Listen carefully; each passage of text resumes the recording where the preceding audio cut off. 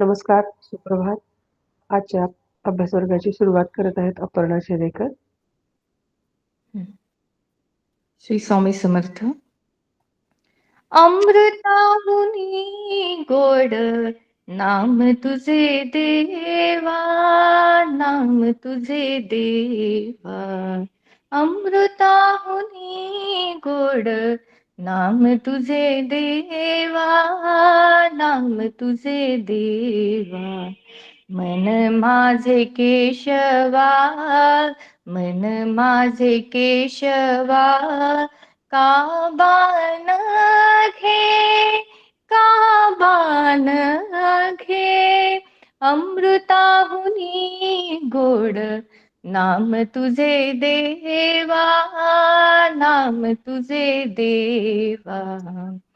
सांग पंढरी राया, काय करूयासी. सांग पंढरी राया, काय करूयासी. का रूप ध्यानासी, का रूप ध्यानासी. न ये तुझे, न ये तुझे.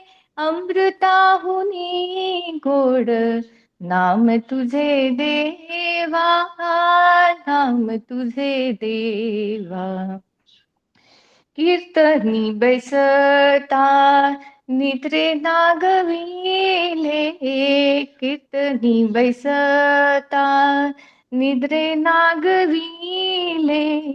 मन माझे गुंतले, मन माझे गुंतले. विषय सुखा, विषय सुखा. अमृताहुनी गोड नाम तुझे देवा, नाम तुझे देवा. हरिदास गरजती हरी नामाच्या कीर्ती, हरिदास गरजती हरी नामाच्या कीर्ती. नये माझ्या चित्ती नामा म्हणे, नये माझ्या चित्ती नामा म्हणे. अमृताहुनी गोड नाम तुझे देवा, नाम तुझे देवा. अमृताहुनी गोड नाम तुझे देवा, नाम तुझे देवा. मन माझे केशवा, मन माझे केशवा. काना का बाण घे, का बाण घे. अमृताहुनी गोड नाम तुझे देवा, नाम तुझे देवा. प्रार्थना म्हणते. गणेश शारदा चैव सद्गुरु सज्जनस्तथा, आराध्य दैवतं गुह्यं सर्वमे रघुनन्दनः. गणेश शारदा सद्गुरु संत सज्जन कुळेश्वरू, सर्व ही माझा रघुवीरू. सद्गुरु रूपे श्रीराम माझे आराध्य दैवत, परम गुह्य गुह्यातीत गुह्यपणाची मात. नचले जेथे श्रीराम ब्रह्मानंदं परमसुखदं, केवलं ज्ञानमूर्तिं द्वन्द्वातीतं गगनसदृशं. तत्त्वमस्यादिलक्ष्यम् एकं नित्यं विमलमचलं, सर्वधी साक्षीभूतं भावातीतं त्रिगुणरहितं. सद्गुरुं तं नमामि श्रीराम. गुरु ब्रह्मा गुरुर्विष्णु गुरुर्देवो महेश्वरः, गुरु साक्षात् परब्रह्म तस्मै श्री गुरुवे नमः. श्रीराम. अनेन प्रियतां देवो भगवान् जानकीपतिः, श्रीरामचन्द्र पूर्वेषाम् अस्माकं कुलदैवतं. शुकासारिखे पूर्ण वैराग्य ज्यांचे, वशिष्ठा परिज्ञान योगेश्वराचे. कवी वाल्मिका सारिखा मान्ययसा, नमस्कार माझा सद्गुरु रामदासा. श्रीराम श्रोता वक्ता श्रीराम समर्था, जय जय रघुवीर समर्थ श्रीराम.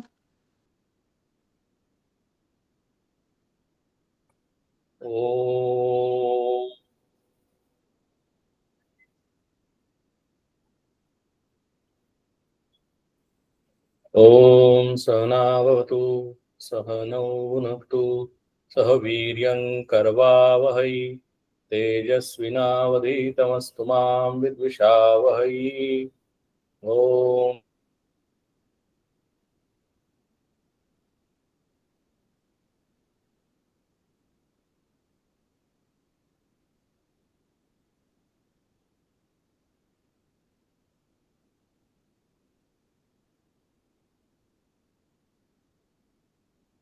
परम्पराम् श्रुतिस्मृतिपुराणानाम् आलयं करुणालयं नमामि भगवत्पादं शङ्करं लोकशङ्करम्. शङ्करं शङ्कराचार्यं केशवं बादरायणं सूत्रभाष्यकृतौ वन्दे भगवन्तौ पुनः पुनः. ईश्वरो गुरुरात्मेति मूर्तिभेदविभागिनी व्योमवद्व्याप्तदेहाय दक्षिणामूर्तये नमः. आपला 17वा दशक चालू आहे आणि 17वा दशकाचं नावच प्रकृती आणि पुरुष आहे. आणि बऱ्याच वेळेला अध्यात्मामध्ये मोठे मोठे शब्द वापरले जातात की आम्ही सर्वजण मायेत आहोत, आम्ही सर्वजण मायेच्या आहारी गेलेलो आहोत आणि माया अतिशय दुस्तर आहे आणि मायेमधून आम्हाला तिथून बाहेर पडणं अतिशय अवघड आहे. प्रकृती ही अतिशय कॉम्प्लिकेटेड आहे आणि ती कळणं अतिशय अवघड आहे आणि प्रकृतीमधून बाहेर पडणं ही अतिशय जास्त अवघड आहे. आज समर्थ या दोन समासामध्ये कुठलीही कॉम्प्लिकेटेड भाषा न वापरता, अध्यात्म जड शब्दात न सांगता, अतिशय सोप्या भाषेत, अतिशय कॉमन सेन्सिकल लँग्वेज मध्ये आम्हाला आमच्या स्वतःच आयुष्याचं स्वरूप समजावून देणार आहे. आणि आम्ही सर्वजण हे आयुष्य स्वतः जगलेलो आहोत. प्रत्येकाने 50 वर्ष असेल, 30 वर्ष असेल, 28 वर्ष असेल, 80 वर्ष असेल किंवा 85 वर्ष असेल. आमच्यापैकी प्रत्येकाने हे आयुष्य जगलेलो आहोत. त्यामुळे आयुष्य काय आहे, जीवन काय आहे हे आम्हाला सगळ्यांना माहिती आहे. त्यामुळं आम्हाला ते आमचं आयुष्य काय आहे हे दुसऱ्या कोणाला विचारायचं कारणच नाही, कारण ते स्वतः आमचा अनुभव आहे, प्रत्यक्ष अनुभव आहे. आणि ते आज आम्हाला फक्त अवलोकन किंवा इंट्रोस्पेक्शन करायचं आहे. आणि मग समर्थ इथे म्हणतात, आणि आपला सुद्धा जर आपण जर प्रत्येकाने जर विचार केला तर आपल्याला लक्षात येईल की आम्ही जीवनामध्ये जगत असताना जन्माला आलो. आम्ही कुणाच्या पोटी जन्माला येणार हे आमच्या हातात नाही. आम्हाला जर चॉईस असता तर आम्हाला जर सुख भोगायची असती तर आम्हाला अंबानीच्या घरामध्ये जन्म व्हावा असं जरी आम्हाला किती वाटलं तरी आम्हाला अंबानीच्या घरी जन्म घ्यायला लागलेला नाही, हे सगळ्यांना माहिती आहे.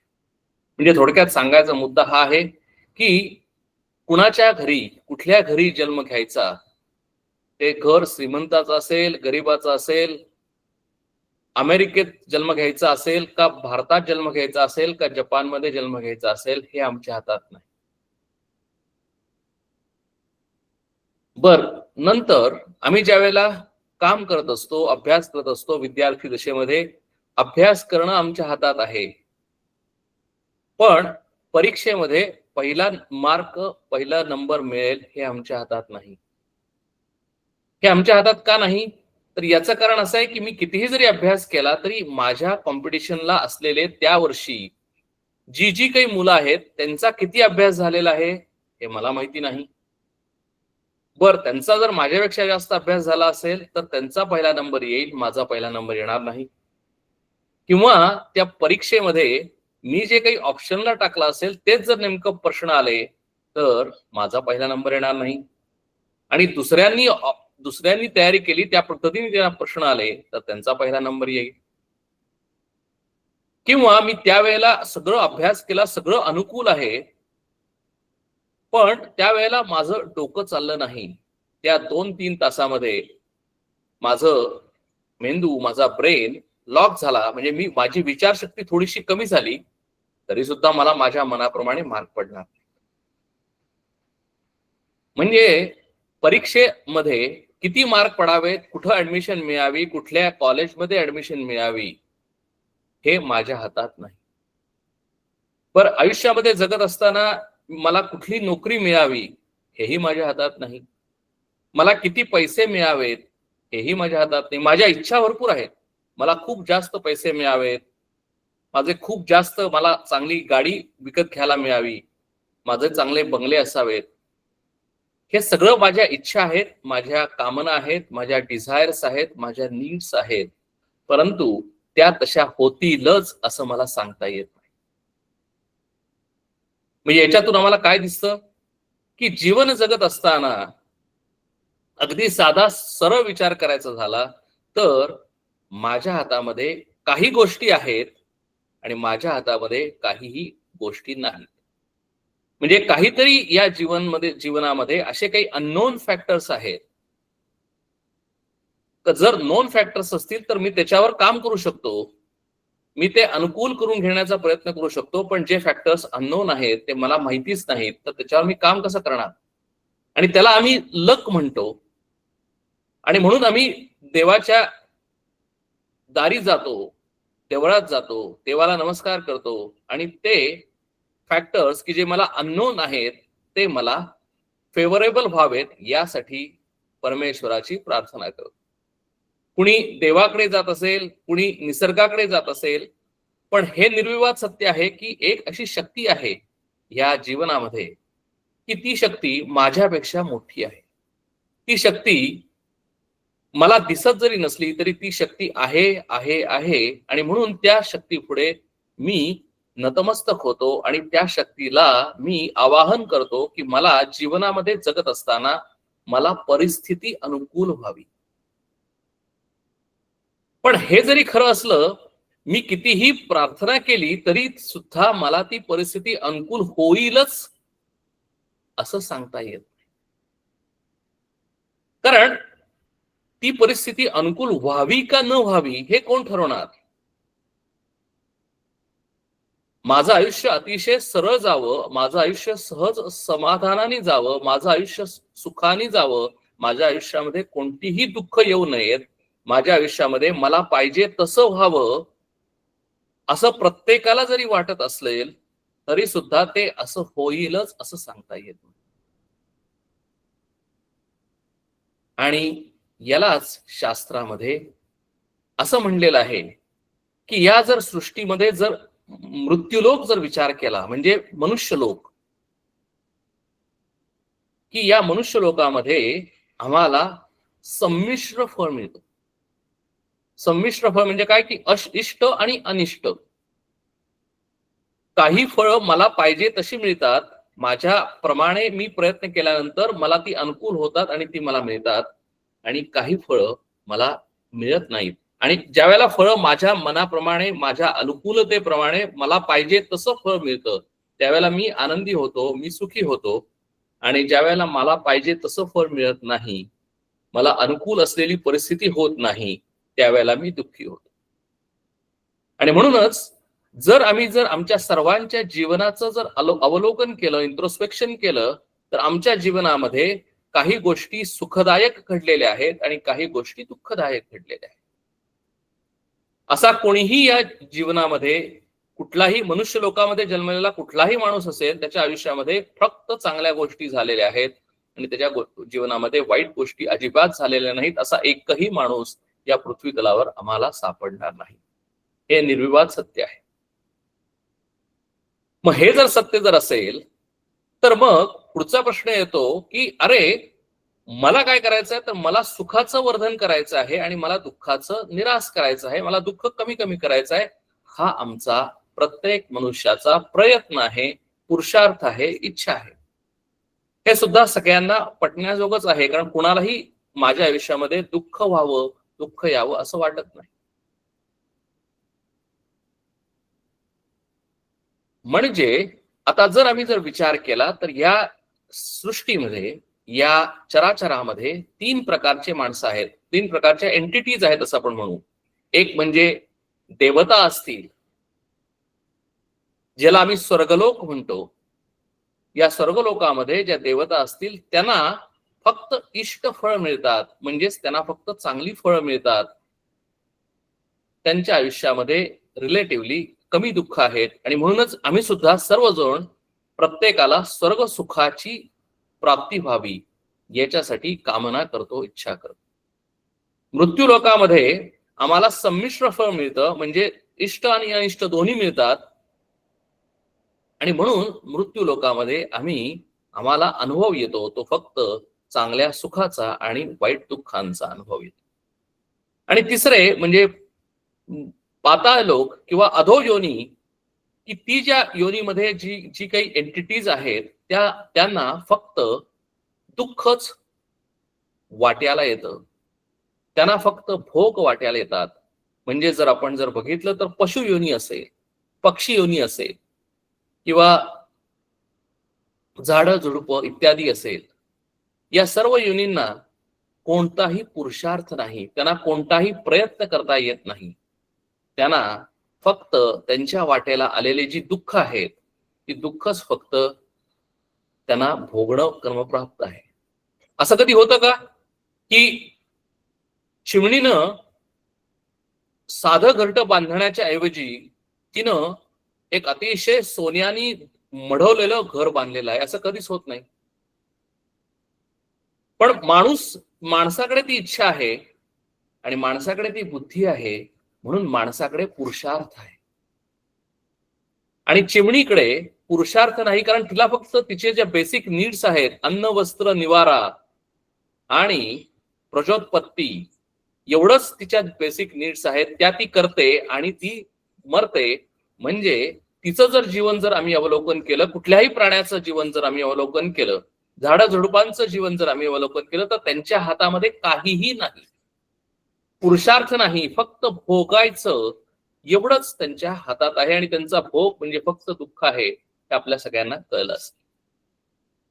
मग जर असं जर असेल तर समर्थ प्रश्न विचारतात की अरे, हे जर तुझ्या जीवनाचं जर स्वरूप घेतलं तर तू या जीवनातून काय शिकलास?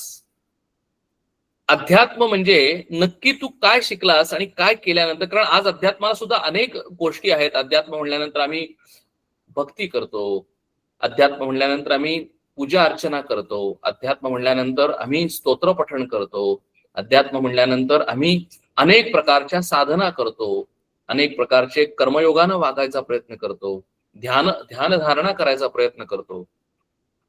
म्हणजे थोडक्यात आम्ही प्रत्येक वेळेला काहीतरी करतो करतो करतो, म्हणजे कर्म करतो.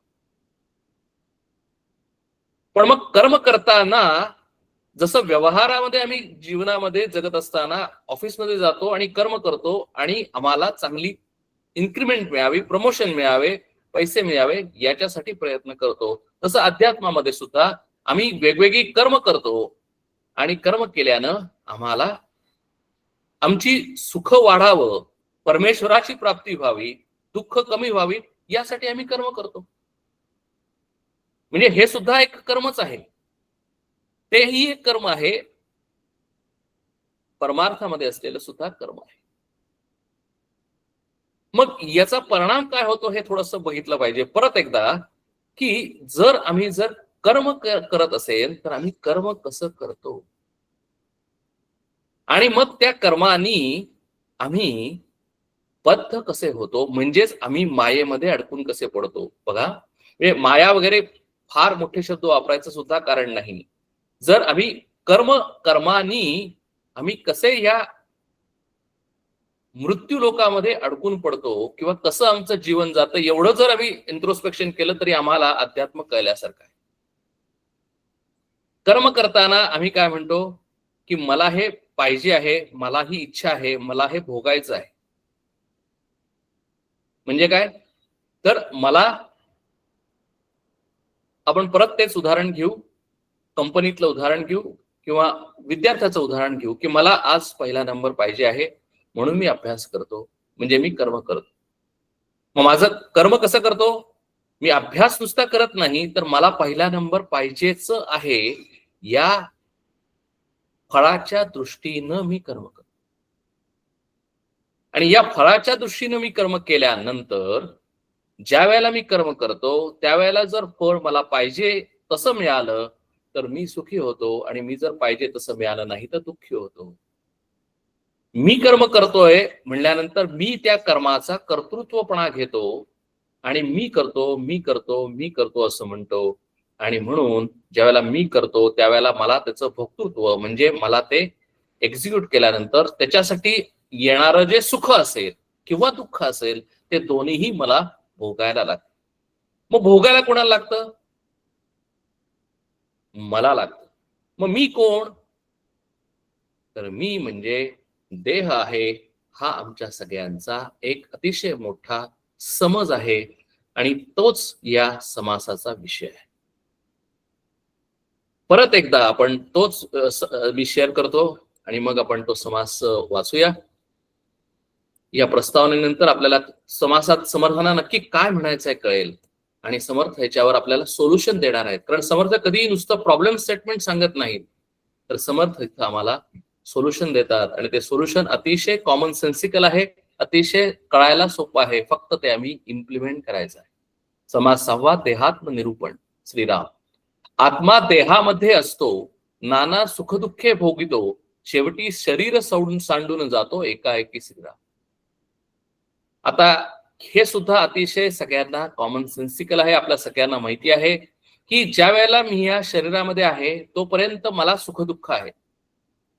मग सुखदुःख कोण भोगतो, तर आत्मा म्हणजेच माझ्या शरीरामध्ये राहणारा या शरीराचा स्वामी, म्हणजे ज्याला मी सुखदुःख भोगणारा जीव म्हटलेला आहे, तो हे सर्व सुखदुःख भोगतो.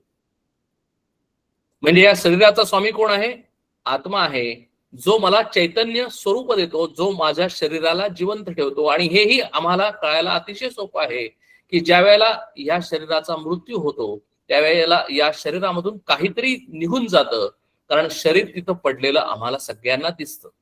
म्हणजे शरीर मी घेऊन जाऊ शकत नाही. म्हणजे शरीर आम्हाला जिवंत असताना सुखदुःखाचा भागीदार असल्याचं समजतं, पण ज्या वेळेला शरीराचा मृत्यू होतो त्यावेळेला शरीर तिथं पडलेलं आहे, त्यावेळेला त्याला कुठलंही सुखदुःख नाही, पण सुखदुःख भोगणारा त्या शरीरामधून निघून गेलेला आहे.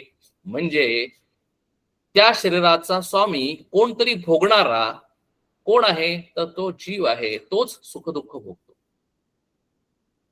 आणि तो शरीर सोडून एके दिवशी तो निघून जातो. तो केव्हा निघून जातो, का निघून जातो, कधी निघून जातो, हे आपलं शास्त्र आपण अनेक वेळेला पाहिलेलं आहे की ज्या वेळेला प्रारब्धाचा पहिला फळ म्हणजे या शरीराचा जन्म आणि या प्रारब्धाचं शेवटचं फळ म्हणजे या शरीराचा मृत्यू, आणि ज्या वेळेला प्रारब्ध संपतं त्यावेळेला या शरीराच्या अनुषंगानं जे जे काही सुखदुःख जी भोगायची असतात ती सर्व काही संपतात. त्याच्यानंतर एक क्षणभर सुद्धा तो जीव या शरीरामध्ये राहत नाही.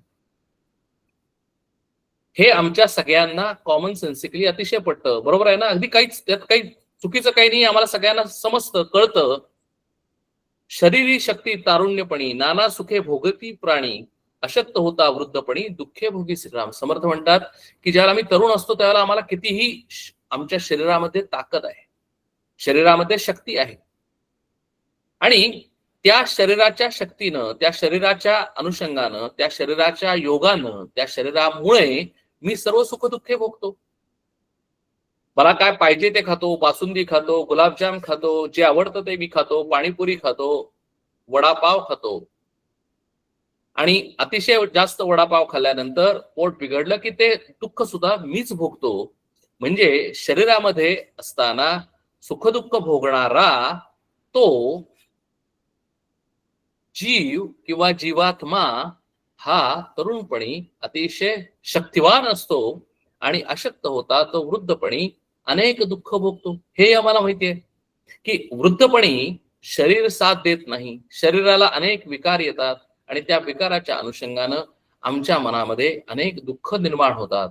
आणि ती दुःख म्हणजे इन्सेक्युरिटी असेल की उद्या माझं कसं होईल, उद्या या शरीराला कुठले रोग येतील का, मी कधी त्या मला आयसीयू मध्ये जायला लागेल का, मी बेड रिडन होईल का, असे अनेक इन्सेक्युरिटीचे क्वेश्चन्स. मी माझं आयुष्य इन्सेक्युअर होतं, मला अतिशय दुःख होतात, माझ्या मनामध्ये अतिशय चिंता होतात किंवा ब्रुडिंग ओव्हर द पास्ट की मी असं आयुष्यामध्ये असं वागायला नको पाहिजे होतं, मी असं का वागलो, इत्यादी इत्यादी इत्यादी.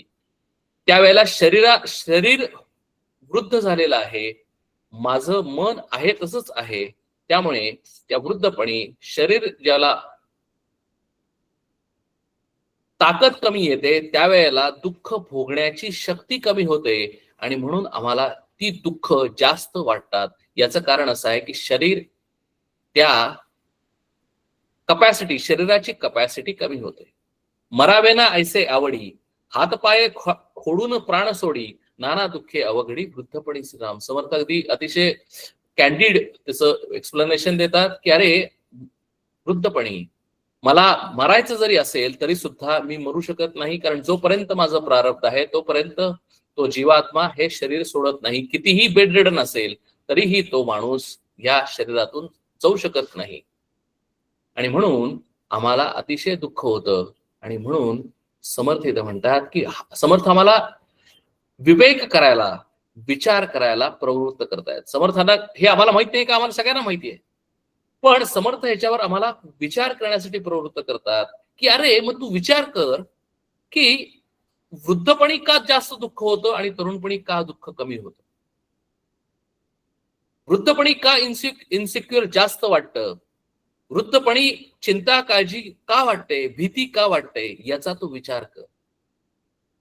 आणि याचा विचार कर आणि त्यातून तू वृद्ध होण्याच्या आधीच त्याच्यावर सोल्युशन काढ, कारण वृद्ध झाल्यानंतर त्याच्यावर सोल्युशन काढता येणार नाही.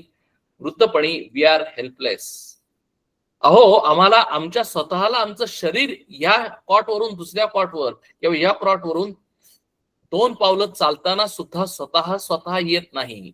म्हणजे आम्ही पूर्णपणे डिपेंडंट होतो, शरीर डिपेंडंट होतं आणि शरीर जर डिपेंडंट झालं की आमचं मन सुद्धा डिपेंडंट होतं. आणि म्हणून दुःख कोणी दुसरा कोण भोगत नाही, दुःख मी स्वतःच भोगतो. आणि समर्थ प्रश्न विचारतात की तू का दुःख भोगतोस, जर तुला सुख भोगायचं आहे तर तू दुःख का तुला होतं, आणि जर तुला दुःख भोगायचं नसेल तर त्याच्यावर सोल्युशन काय आणि ते सोल्युशन मी कधी काढलं पाहिजे, समर्थ प्रश्न विचारतात.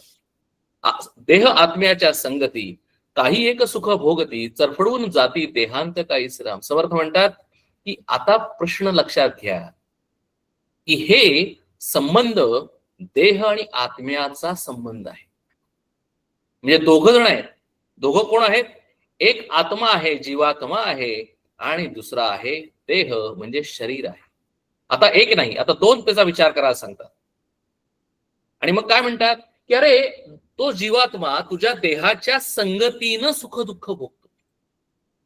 अतिशय काळजीपूर्वक भाग आम्ही लक्षात घेतला पाहिजे की जोपर्यंत आम्ही हे लक्षात घेत नाही तोपर्यंत आमचा जीवात्मा इथं आल्यानंतर सुख भोगतो आणि दुःख होतो.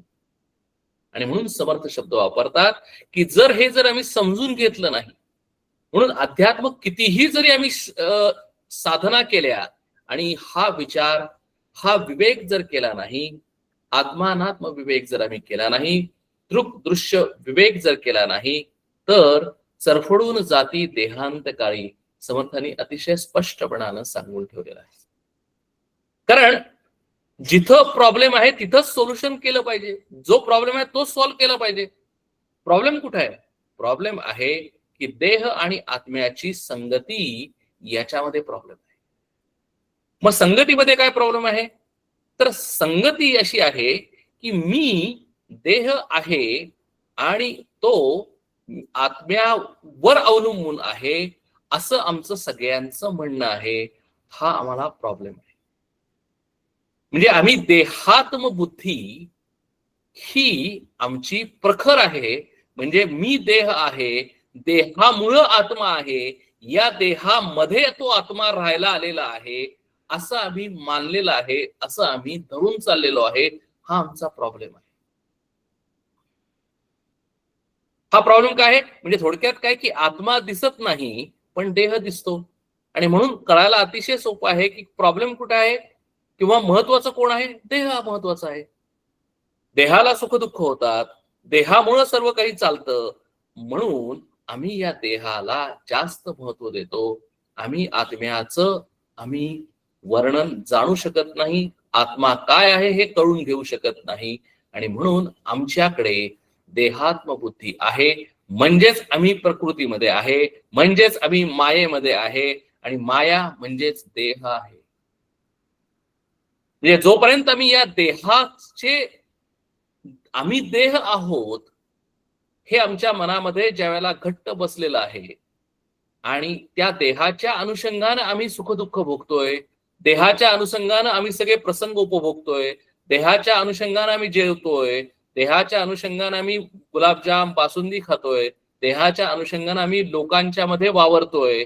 लोक जसं बोलतील, लोक चांगलं म्हणली की मी चांगला, लोक वाईट म्हणली की मी वाईट, म्हणजेच आम्ही देहाच्या अनुषंगानं जीवन जगतो आहोत. देहाला पाहिजे ते आम्ही चोचले पुरवतो आहोत. म्हणून आम्ही देहाला महत्व देतो आहोत. म्हणून आम्ही देहात्म बुद्धी आमची प्रखर आहे. आणि जोपर्यंत आमची देहात्म बुद्धी प्रखर आहे तोपर्यंत चरफडून जाती देहांतकाळी. समर्थ स्पष्ट सांगतात की आम्ही कितीही प्रयत्न केला, कितीही अध्यात्म केला, तरी आमची अवस्था अशी होणार की देहांतकाळी म्हणजेच देह सोडताना आम्ही चरफडून जाणार. म्हणजेच काय की आमच्या शरीराचे हाल होणार, आमच्या मनाचे हाल होणार, आणि आम्ही परत शरीर सोडल्यानंतर परत या प्रकृतीमध्येच म्हणजेच मनुष्य देहामध्ये असेल किंवा अधोयोनीमध्ये असेल आम्ही जन्म घेणार. त्याला दुसरा पर्यायच नाही. कारण का की आम्ही ज्याला शोधायला पाहिजे, ज्याला समजून घ्यायला पाहिजे तेच आम्ही समजत नाही. आम्ही अध्यात्म करताना, आम्ही देवदेव करताना काय करतो? सर्व प्रकारची कर्म करतो, पण कर्म करताना आम्ही त्या फळाची अपेक्षा करतो की म्हणजे काय की मला सुख मिळावं, माझे सगळे प्रॉब्लेम सॉर्ट आउट व्हावेत, माझ्या जीवनामध्ये अतिशय सगळी सुख व्हावीत, म्हातारपणी कुठलेही रोग येऊ नयेत, म्हातारपणी अगदी जीवन जगताना किंवा मृत्यू येताना सुखद मृत्यू व्हावा. म्हणजे हे सगळे जे इच्छा आहेत, या कामना आहेत, या देहाच्या अनुषंगाने आहेत. आणि म्हणूनच आम्ही देहाला महत्व देतो, देहात्म बुद्धीनं विचार करतो. आम्ही कधीही आत्म्याच्या बुद्धीनं विचार करत. आणि आत्म्याच्या बुद्धीनं विचार करणं म्हणजे काय ते पुढच्या समासामध्ये येईल. म्हणजे सोल्युशन पाहिजे. या समासामध्ये समर्थ प्रॉब्लेम स्टेटमेंट सांगतात आणि पुढच्या समासामध्ये सोल्युशन सांगतात.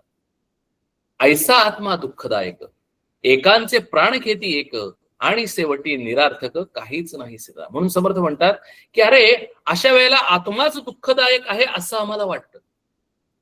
असं आम्हाला वाटतं की आत्मा हा एक सगळ्यांचे प्राण घेतो आणि शेवटी या जीवनामध्ये सर्व काही निरर्थक आहे असं मला वाटतं. म्हणजे आम्ही काय होतो? फ्रस्ट्रेट होतो, आम्ही निराश होतो. केव्हा? आयुष्याच्या शेवटी वृद्ध झालेलं असताना, एवढं आयुष्य जगलेलं असताना आम्हाला लक्षात येतं की रे आमच्या हातात काहीच नाही. हे केव्हा लक्षात येतं? ज्या वेळेला आम्ही वृद्धपणी बेडवर पडलेलो असतो, डिपेंडंट असतो, त्यावेळेला आमच्या लक्षात येतं की अरे इतके वर्ष मी उगीच धावतोय, हे पाहिजे ते पाहिजे, हे पाहिजे तर मी आनंद होईल, ते मिळालं तर मी सुखी होईल, अशा पद्धतीने मी धावतोय. शेवटी माझ्या हातात काहीच नाही. म्हणजेच काय? शेवटी हे आयुष्य, हे जीवन निरर्थक आहे असं मला वाटतं. आणि म्हणून इथं समर्थ म्हणतात की ऐसा तो दिसांचा भ्रम, त्यास म्हणती परब्रह्म, नाना दुःखाचा समरव मानून घेतला श्रम. आणि ह्यालाच आम्ही परब्रह्म म्हणतो. हा आम्हाला झालेला भ्रम आहे असं समर्थ म्हणतात. म्हणजे काय की इथपर्यंत कळलं की आमच्या आयुष्यामध्ये काहीही प्रॉब्लेम आमच्या हातात नाही हे कळलं, आयुष्य निरर्थक आहे हे कळलं, आणि आम्ही सगळा दोष त्या देवावर देतो आणि म्हणतो की त्यानं पाहावं आम्ही काहीही करत नाही. म्हणून इथे म्हणतात की नाना दुःखाचा संभ्रम मानून घेतला, दुःखी होऊन चरफडून गेले, तेथे कोण समाधान झाले, काही एक सुख भोगले, ते सवयचे दुःख सिद्धा. म्हणून आमच्या सर्वांचं जर आम्ही जर अनालिसिस केलं तर दुःखी होऊन कुणीही समाधानी मृत्यू होताना दिसत नाही.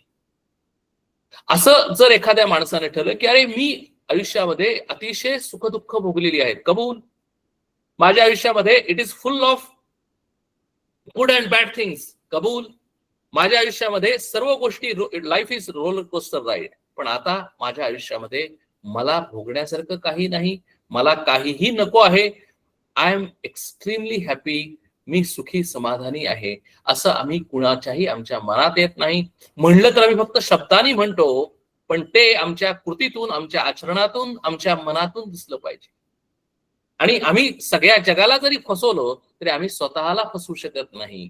आणि म्हणून समर्थ म्हणतात की म्हणून आमच्या शेवटी काय येतं, आमच्या शेवटी निराशा पदरी येते. आमच्या शेवटी जीवनाच्या शेवटी जीवन जगत असताना आम्ही फ्रस्ट्रेट होतो आणि शेवटी मरताना सुद्धा आम्ही फ्रस्ट्रेट होऊनच मरतो.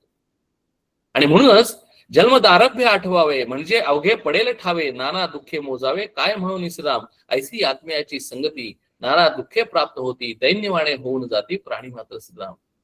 आणि शेवटी आम्हाला असं लक्षात येतं की वी आर हेल्पलेस, दैन्यवाणे होऊन जाती प्राणी मात्र श्रीराम. म्हणजे जसे पशु पक्षी आहेत, जसे वृक्ष लता आहेत, तशीच आमची हेल्पलेस सिच्युएशन होते. ही कशामुळे होते? आत्म्याच्या संगतीमुळे होते. बरोबर आहे, जीवाच्या संगतीमुळे होते. काही आनंद काही खेद, जन्मवरी पडिला संबंध, नाना प्रकारे विरुद्ध तडातोडी श्रीराम. निद्रा काळी ढेकुण पिसा, नाना प्रकारे वळसा, नाना उपाये वळसा, त्यास होय श्रीराम. भोजन काळी माशा येती, नाना पदार्थ उंदीर नेती, पुढे त्यांची फजिती मार्जारे करती श्रीराम. समर्थ वेगवेगळ्या पद्धतीने, समर्थांचं आपल्याला माहितीच आहे की वेगवेगळ्या पद्धतीने समर्थ एक्सप्लेन करायचा प्रयत्न करतात की आम्ही जेवायला जातो आणि जेवायला इतकं छान जेवण समोर आहे आणि तिथं माशा येतात. म्हणजे थोडक्यात काय की आम्हाला तिथं सुद्धा आनंदानं जेवण जगता येत नाही. अशा पद्धतीने वा चामवा गोचिड, गांधेले कानटे उदंड, एकास एक चरफड तोहीकडे श्रीराम. विंचू सर्प वाघ दिसे, सुसरी लांडगे माणसास माणसे, परस्परे सुख संतोषे एकही नाही श्रीराम. म्हणून समर्थ म्हणतात की माणसाच्या आयुष्याला जर आम्ही जर अनालिसिस केलं तर आम्हाला सगळीकडनं प्रॉब्लेम आहे. आम्हाला विंचू प्रॉब्लेम करतो, विंचू दंश करतो, साप दंश करतो, डास चावतो, सुसरी लांडगे असे आम्हाला प्राण्यांपासून प्रॉब्लेम आहे. कुत्रा चावू शकतो किंवा माणसांच्या पासून प्रॉब्लेम आहे की ही माणसं चांगलीच वागत नाहीत, ही माणसं मला काहीतरी सारखी म्हणत बसतात, या माणसांमुळे मला त्रास होतो, माणसांनी मला दुःख होतं, माणसं मला अशी का वागतात, म्हणून माणसांमुळे मला त्रास होतो. म्हणजे या सगळ्यांच्यामुळे मला त्रास होतो. पण आम्ही काय करतो, सगळं दुःख दुसऱ्यावर अवलंबून ठेवतो.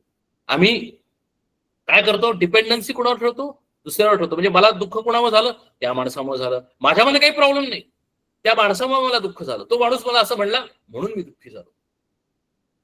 समर्थ म्हणतात की तू दुःखी आहेस कबूल, पण विचार कर की अरे ते दुःख तुला त्याच्यामुळे झालेलं नाही, तुझ्यामुळे झालेलं आहे. तो तुला काहीही प्रॉब्लेम करत नाही, तुझा प्रॉब्लेम तुझ्या मनामध्ये आहे. आणि म्हणूनच तू हे समजून घे की ह्या जगामध्ये दुःख दुसऱ्याकडून येत नाही, दुःख माझ्याकडूनच दुःख येत, मीच दुःखाला कारणीभूत आहे. आधी पहिल्यांदा ओनरशिप तुझ्याकडे घे. I am the master of my on destiny. जे काही सुख दुःख मला भोगायला लागलेली आहे त्याचं करविता मी स्वतः आहे. हे आधी पहिल्यांदा आम्ही लक्षात घेतलं पाहिजे. आणि हे जर लक्षात घेतलं नाही तर 84 लक्ष उत्पत्ती, एकास एक भक्षती, नाना पिढा दुःखिणी किती, म्हणून मी सांगावेच. म्हणून आम्हाला 84 लक्ष उत्पत्ती आणि लय या योनीतून आम्हाला जावं लागतं. कारण का की आम्ही येतो जातो, शरीर सोडतो. शरीर सोडताना आम्ही सुखी नसतो, समाधानी नसतो, आमच्यामध्ये अनेक कामना असतात, आमच्यामध्ये अनेक फ्रस्ट्रेशन असतं. आमच्यामध्ये अनेक दुःख असतात आणि त्या अवस्थेमध्ये, त्या मनाच्या अवस्थेमध्ये आम्ही शरीर सोडल्यानंतर आम्हाला परत दुसरं शरीर घ्यायला लागतं. अशा पद्धतीने मी 84 लक्ष मध्ये भोगतो. हे म्हणजे काय, तर हा संसार आहे. आम्ही ही माया आहे. लक्षात आलं का? म्हणजे मायामध्ये आहे आणि आम्ही मायेच्या बंधनामध्ये आहे. म्हणजे आम्हाला सोडायचं आहे, आम्हाला या मायेमधून सोडायचं आहे, पण तरी सुद्धा आम्हाला सोडता येत नाही. हे मायेचं बंधन. हे फक्त साहित्यिक शब्द वापरलेले आहेत, शास्त्रातले शब्द आहेत. म्हणजेच या सगळ्याचा एकच अर्थ आहे की जोपर्यंत आम्ही याचा विचार करत नाही, जोपर्यंत आम्ही नक्की याचं प्रॉब्लेम स्टेटमेंट आम्हाला कळतंय पण ह्याचं सोल्युशन स्टेटमेंट आम्हाला कळत नाही, तोपर्यंत आम्ही या 84 लक्ष योनीमधून फिरत राहतो. आणि म्हणून ऐसी अंतरात्म्याची करणी, नाना जीव दाटले धरणी, परस्परे संहारणी, एकैकांची श्रीराम. अखंड रडती चरफडती, विवळ विवळ प्राण देती, मूर्ख प्राणी त्यास म्हणती परब्रह्म श्रीराम. आणि म्हणून समर्थ म्हणतात की अरे ऍक्च्युली तसं बघायला गेलं तर सगळ्यांनाच परब्रह्म पाहिजे आहे, सगळ्यांनाच परमेश्वर पाहिजे आहे. पण तो परमेश्वर किंवा परब्रह्म काय आहे, तो कुठे आहे, हे कुणीही न विचारता सर्व साधना करतात, सर्व उपासना करतात, सर्व काही करतात. पण तो काय आहे, ते परब्रह्म म्हणजे काय, तो परमेश्वर म्हणजे काय, हे कुणीही जाणण्याचा प्रयत्न करत नाही. हा आमचा प्रॉब्लेम आहे. बघा, आम्ही सर्व काही करतो पण आम्ही परब्रह्म काय आहे, परमेश्वर काय आहे, हे आम्ही जाणण्याचा प्रयत्न करत. परब्रह्म जाणारा नाही, कोणाचं दुःख देणारा नाही, स्तुती निंदा दोन्ही नाही, परब्रह्मी श्रीराम. समर्थ म्हणतात की अरे जर तुला परमेश्वर जर पाहिजे असेल, जर तुला परब्रह्म पाहिजे असेल, तर तू परब्रह्म काय आहे जाणून घे, तो परमेश्वर काय आहे जाणून घे. मग तो परमेश्वर कसा आहे, तो परब्रह्म किंवा परमेश्वर कुणालाही सुख देत नाही, कुणालाही दुःख देत नाही. तो कसा आहे, तो स्तुती निंदा त्याच्यासाठी समान आहे. आणि म्हणूनच गीतेमध्ये भगवंतांनी सांगितलं की तू कर्म करताना, जीवन जगताना कसा कर, सुख दुःखे समे कृत्वा लाभा लाभव जया जय. अरे तुला जर परमेश्वर पाहिजे असेल तर तू परमेश्वरासारखं वाग, तुला जर परब्रह्म पाहिजे असेल तर तू परब्रह्मासारखं वाग. तो परब्रह्म कसा आहे, असंग शस्त्रेन दृढेन चित्वः. अरे तो निसंग आहे, तो डिटॅच्ड आहे, तो त्याच्यामध्ये सुख आणि दुःख काहीही नाही, तो पूर्णपणे कशामध्येही अटॅच नाही, तो निसंग आहे, निरपेक्ष आहे, त्याच्याकडे कुठलीही अपेक्षा नाही, त्याच्याकडे कुठलीही कामना नाही. म्हणजे मग अध्यात्म करायचं म्हणजे काय करायचं, एवढंच करायचं आहे की जसा परमेश्वर आहे, जसा परब्रह्म आहे तसं व्हायचं आहे. म्हणजे काय करायचं आहे, आजपासून सुख आणि दुःख हे सारखंच आहे असं समजून वागायचं. मग सुख दुःख सारखंच आहे समजून वागायचं म्हणजे काय करायचं, म्हणजे देहात्म बुद्धी सोडायची. कारण देहाला सुख दुःख आहेत, आत्म्याला सुख दुःख नाही.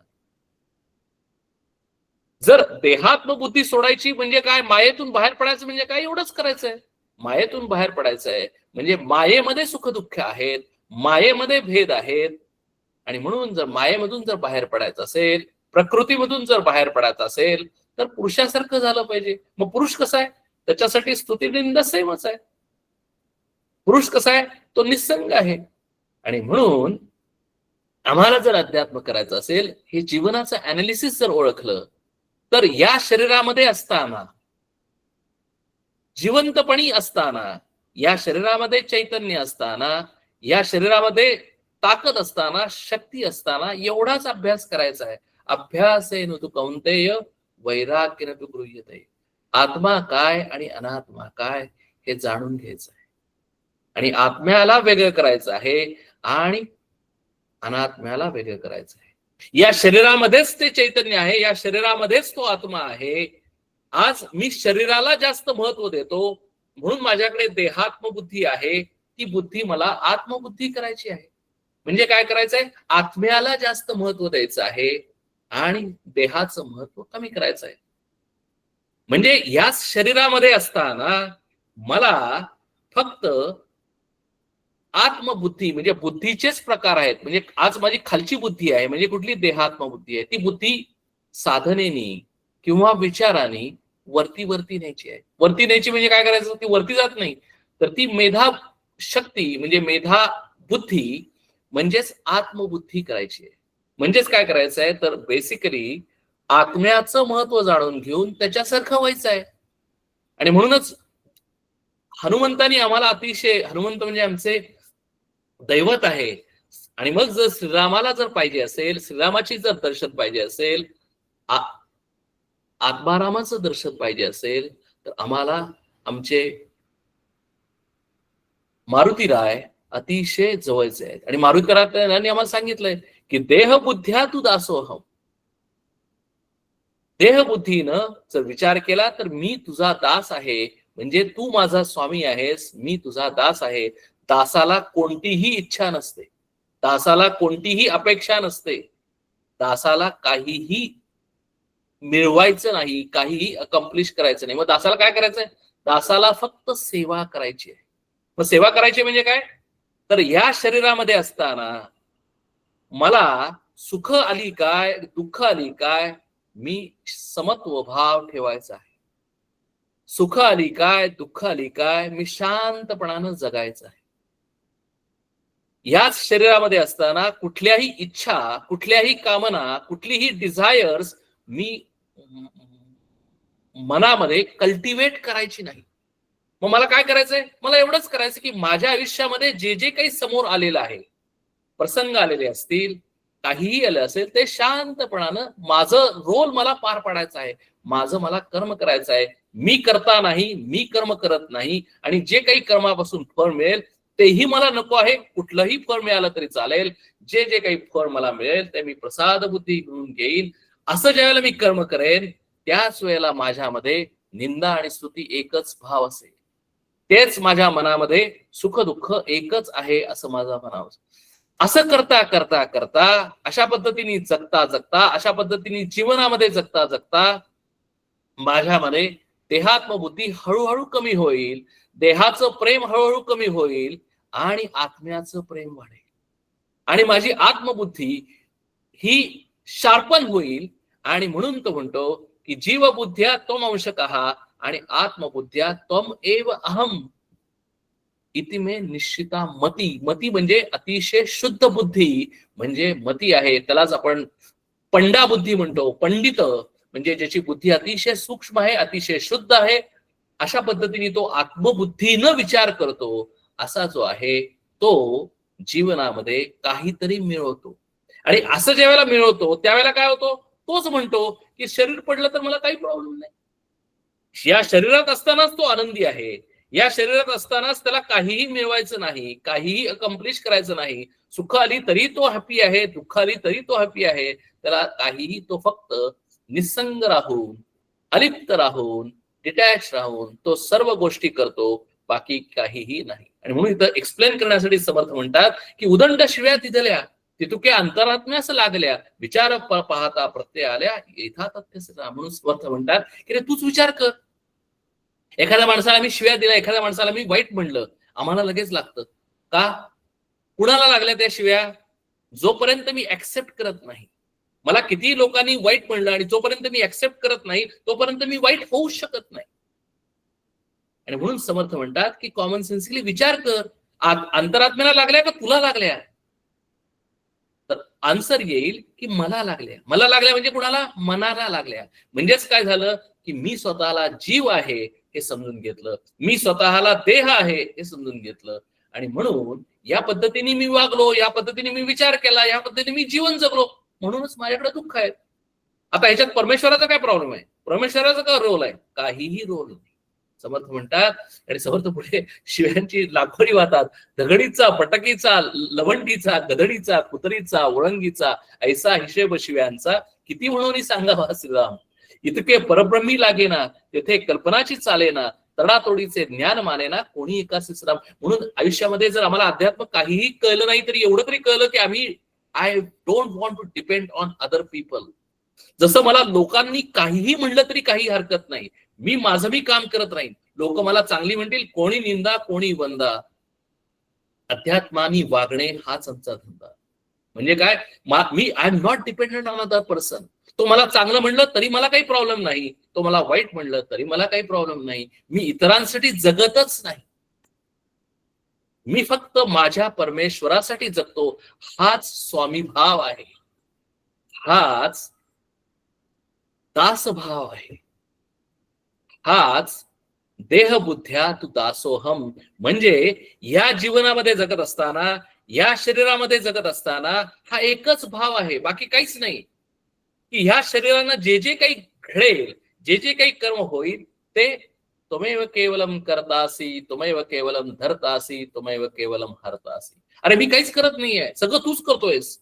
म्हणजे काय आहे, जसं तू ठेवशील तसं मी वागतोय. पण मी कसा वागतोय? मी माझा रोल करतोय, मी माझं कर्म करतोय, मला ते मी मनापासून करतोय. तडातोडीचे ज्ञान माने ना कोणी एकासी सदाम. सृष्टीमध्ये सकळ जीव सकळा सकैसे वैभव, या कारणे ठाया ठाव निर्मिला देवे सदाम. उदंड लोक बाजारीचे, जे जे आले ते वेचे, उत्तम तितुके भाग्याचे लोक घेती सदाम. समर्थांनी अतिशय म्हणजे मार्मिक टोला मारलेला आहे सगळ्यांना. काय म्हणतात समर्थ? समर्थ म्हणतात बघा, समर्थांनी व्यवहारातलं उदाहरण दिले. उदंड लोक बाजारीचे, जे जे आले ते वेचे, उत्तम तितुके भाग्याचे लोक घेती सदाम. समर्थांनी काय म्हणलं की आम्ही बाजारात गेलो आणि बाजारात प्रत्येक जण काहीतरी घेत असतो. कोणी ही भाजी घेईल, कोण ती भाजी घेईल, कोण बटाटे घेईल, कोण कांदे घेईल. आता जो हुशार आहे तो बरोबर चांगल्या गोष्टी घेईल आणि तो कमी किमतीच्या घेईल. म्हणजे त्याला चांगला बिझनेस, त्याला चांगला व्यवहारी माणूस असं म्हणू. म्हणजे काय की त्यानं बरोबर भाजी पाहिजे तशी चांगली सिलेक्ट केली की जी फ्रेश आहे आणि जी स्वस्त आहे.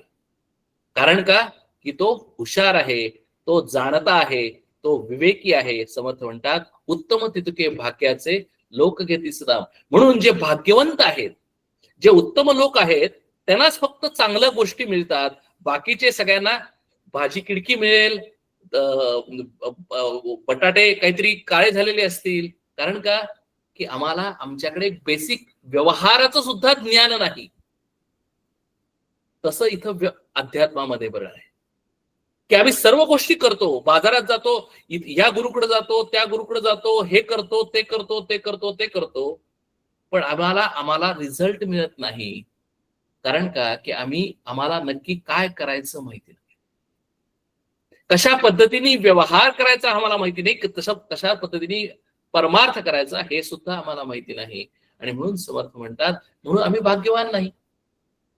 परमेश्वर कुणाला मदत करतो? God help those who help themselves. उद्धरेत आत्मना आत्मानंद. भगवंत म्हणतात की अरे तू तुझा स्वतःचा उद्धार करायचा आहेस, दुसरा इथं कुणीही येणार नाही. You can take horse the water but you cannot make him drink. म्हणजे तुला स्वतःला याचा विचार केला पाहिजे की मी कसं जीवन जगलं पाहिजे, मी कुणाची संगत केली पाहिजे, मी काय वाचलं पाहिजे, मी कशा पद्धतीने वागलं पाहिजे, म्हणजे मग मी भाग्यवान होईल. आणि जर मी हे जर समजून घेतलं नाही, मी जर आजचा अभ्यास केला नाही आणि त्याच्याप्रमाणे आचरण केलं नाही, तर माझी अवस्था सगळ्यांसारखीच होणार. म्हणजे आलो काय आणि गेलो काय, आणि सुख दुःखे ह्याच्यामध्ये मी अतिशय गढून जाणार आणि नंतर मरताना सुद्धा मी दुःख देत मरणार. आणि असंच 84 लक्ष या संसारामध्ये लपून राहणार. जसा जो त्याला उदाहरण दिले शास्त्रामध्ये की जो ह्याचा किडा असतो, कुठला लोकरीचा किडा, आपण त्याला काय तो स्वतःभोवती विणतो, जाळं विणतो आणि तो काय करतो, स्वतःच त्याच्यामध्ये गुदमरून जातो. अशी आमची सगळ्या माणसांची अवस्था झालेली आहे. आणि म्हणून आम्ही मनुष्य प्राणी नाही आहोत, आम्ही प्राणीच आहोत. कारण आम्ही फक्त भोगतोय. पशुपक्षी त्यांचं आयुष्यच तसं आहे, त्यांची बुद्धीच तशी आहे, म्हणून ते तसे भोगानी जगतात. आणि आम्ही मनुष्याला आम्हाला पुरुषार्थ दिलेला आहे, आम्हाला बुद्धी दिलेली आहे, पण तरी सुद्धा आम्ही त्या बुद्धीचा वापर करत नाही, त्या विवेकाचा वापर करत नाही, विचार करत नाही. आणि विचार न करता आम्ही काय करतो, त्या प्राण्यासारखंच मरून जातो. आणि मग आम्हाला भाग्यवान कसं म्हणणार? आणि म्हणून इथं समर्थ म्हणतात की सृष्टीमध्ये सकळ जीव सकळा सकैसे वैभव, या कारणे ठाया ठाव निर्मिला देव सदा. अरे देवानच अशी निर्मिती केलेली आहे, देवानच असे काही भाग्यवान माणसं इथं जन्माला घातलेली आहेत की त्या भाग्यवान माणसांना, ती भाग्यवान माणसं अतिशय कमी आहेत. तेच फक्त वैभव संपन्न आहेत. वैभव संपन्न आहेत म्हणजे त्यांना बुद्धी दिलेली आहे आणि त्या बुद्धीनं ते विचार करतात आणि स्वतःचा उद्धार करून घेत यातून मुक्त होतात. आदि शंकराचार्यांनी, भाष्यकारांनी अधरेत आत्मनात्मानम याचं वर्णन करताना, याचं एक्सप्लेनेशन देताना, याच्यावर भाष्य देताना हे वर्णन केलेलं आहे की पहिल्यांदा कशाचं वर्णन केलेलं आहे की आजारी माणसाचं वर्णन केलेलं आहे. म्हणजे पहिल्यांदा आम्हाला सगळ्यांना संसार रोग लागलेला आहे. भवसंसाराच्या या रोगामध्ये, भवरोगामध्ये आम्हाला सगळेजण आम्ही अडकून पडलेलो आहोत. म्हणजेच आम्ही या प्रकृतीमध्ये आहोत, आम्ही मायेमध्ये आहोत. आम्हाला सगळ्या संसाराचा भवरोग लागलेला आहे. मग असा पहिल्यांदा जर मला कुठला रोग लागलेला असेल तर मी त्या स्पेशालिस्टकडे गेलं पाहिजे. जर हृदयरोग झाला असेल तर मी चेस्ट स्पेशालिस्टकडे जाऊन फायदा नाही, मी रोग तज्ञाकडेच गेलं पाहिजे. म्हणजे पहिल्यांदा मला काय झालेलं आहे हे मला कळलं पाहिजे. That is a basic thing. हे जर मला कळलं नाही, if I don't know what I don't know, तर त्याचा काय उपयोग आहे. आणि म्हणूनच इथे समर्थ म्हणतात की सृष्टीमध्ये सकळ जीव सकळा सकैसे वैभव या कारणे ठाया ठाय देत. म्हणून आमच्या सगळ्यांची ठाया ठाय चाललेली आहे. म्हणजे सारखं काय आम्ही करतोय, काहीतरी करतोय, कर्म करतोय, पण आम्हाला रिझल्ट, आम्ही अभ्यास करतोय पण आम्हाला रिझल्ट मिळत नाही, आमचा पहिला नंबर येत नाही. याचं कारण असं आहे, आम्ही सर्व करतोय, अध्यात्मामध्ये अनेक वर्ष आहोत, पण आमच्या आयुष्यामध्ये दुःखच आहे, आमच्या आयुष्यामध्ये इन्सिक्युरिटी आहे, आमच्या आयुष्यामध्ये भीती आहे. का? तर आम्ही अध्यात्म म्हणजे काय हे जाणून घेतलेलं नाही. म्हणून काय करतात, उदंड लोक बाजारीचे, जे जे आले ते ते वेचे, उत्तम तितुके भाग्याचे लोक घेतीस राम. म्हणून काय सांगितलं समर्थांनी की जर आम्हाला भाग्यवान व्हायचं असेल, आम्हाला बाजारामध्ये जाऊन जसं व्यवहारामध्ये अतिशय उत्तम प्रकाराने जर भाजी आणायची असेल, स्वस्त भाजी आणायची असेल, तर मी काय केलं पाहिजे, मी बारकाईने ऑब्झर्व केलं पाहिजे की कोण कसा वागतोय. आणि जर तो माणूस जर खरोखर जर कसा निगोशिएट करतोय, कुठल्या माणसाकडे जातोय, कशी फ्रेश भाजी निवडतोय, कसा तो निगोशिएट करून कशी स्वस्त भाजी घेतोय हे मी पाहतो. म्हणजेच संगत मी काय करतो, म्हणजे त्या माणसाला पुढून मी शिकतो. इथं समर्थ म्हणतात की आम्ही शिकत नाही, आम्ही काय करतो, फक्त पाहतो. म्हणजे आम्हाला कुठला रोग लागलेला आहे हेही आम्हाला माहिती नाही आणि रोगाचं निदान कोण आम्हाला करेल हेही आम्हाला कळत नाही. म्हणून आमचा प्रॉब्लेम आहे आणि म्हणून आम्ही भाग्यवान नाही आहोत. म्हणून आदिशंकराचार्य भाष्यकार म्हणतात की पहिल्यांदा मला ज्याला कळेल की ज्यावेळेला मला कुठला रोग लागलेला आहे आणि नंतर कोण स्पेशालिस्ट आहे, तिथं गेल्यानंतर मग माझं अर्ध काम संपलं. म्हणजे थोडक्यात मी कुठल्या माणसाच्या संगतीत आहे इथपर्यंत माझं काम संपलं. बरोबर आहे, ठीक आहे, मला चांगला गुरु लाभला. संगत म्हणजेच काय की चांगले सज्जन लोक, म्हणजेच काय तर चांगला गुरु, म्हणजे की जो कोणी मला शिकवेल, जो कोणी मला सांगेल, अर्ध काम झालं. पण पुढचं काम इथं संपत नाही अजून. त्यानं जरी कितीही सांगितलं तरी मी माझा अहंकार सोडत नाही, मला पाहिजे तसंच वागतो. कारण का की मी त्याच्याकडे लक्ष देत नाही. मी गुरु म्हणतो पण गुरु जसं म्हणेल असं मी सांगत नाही, असं मी करत नाही.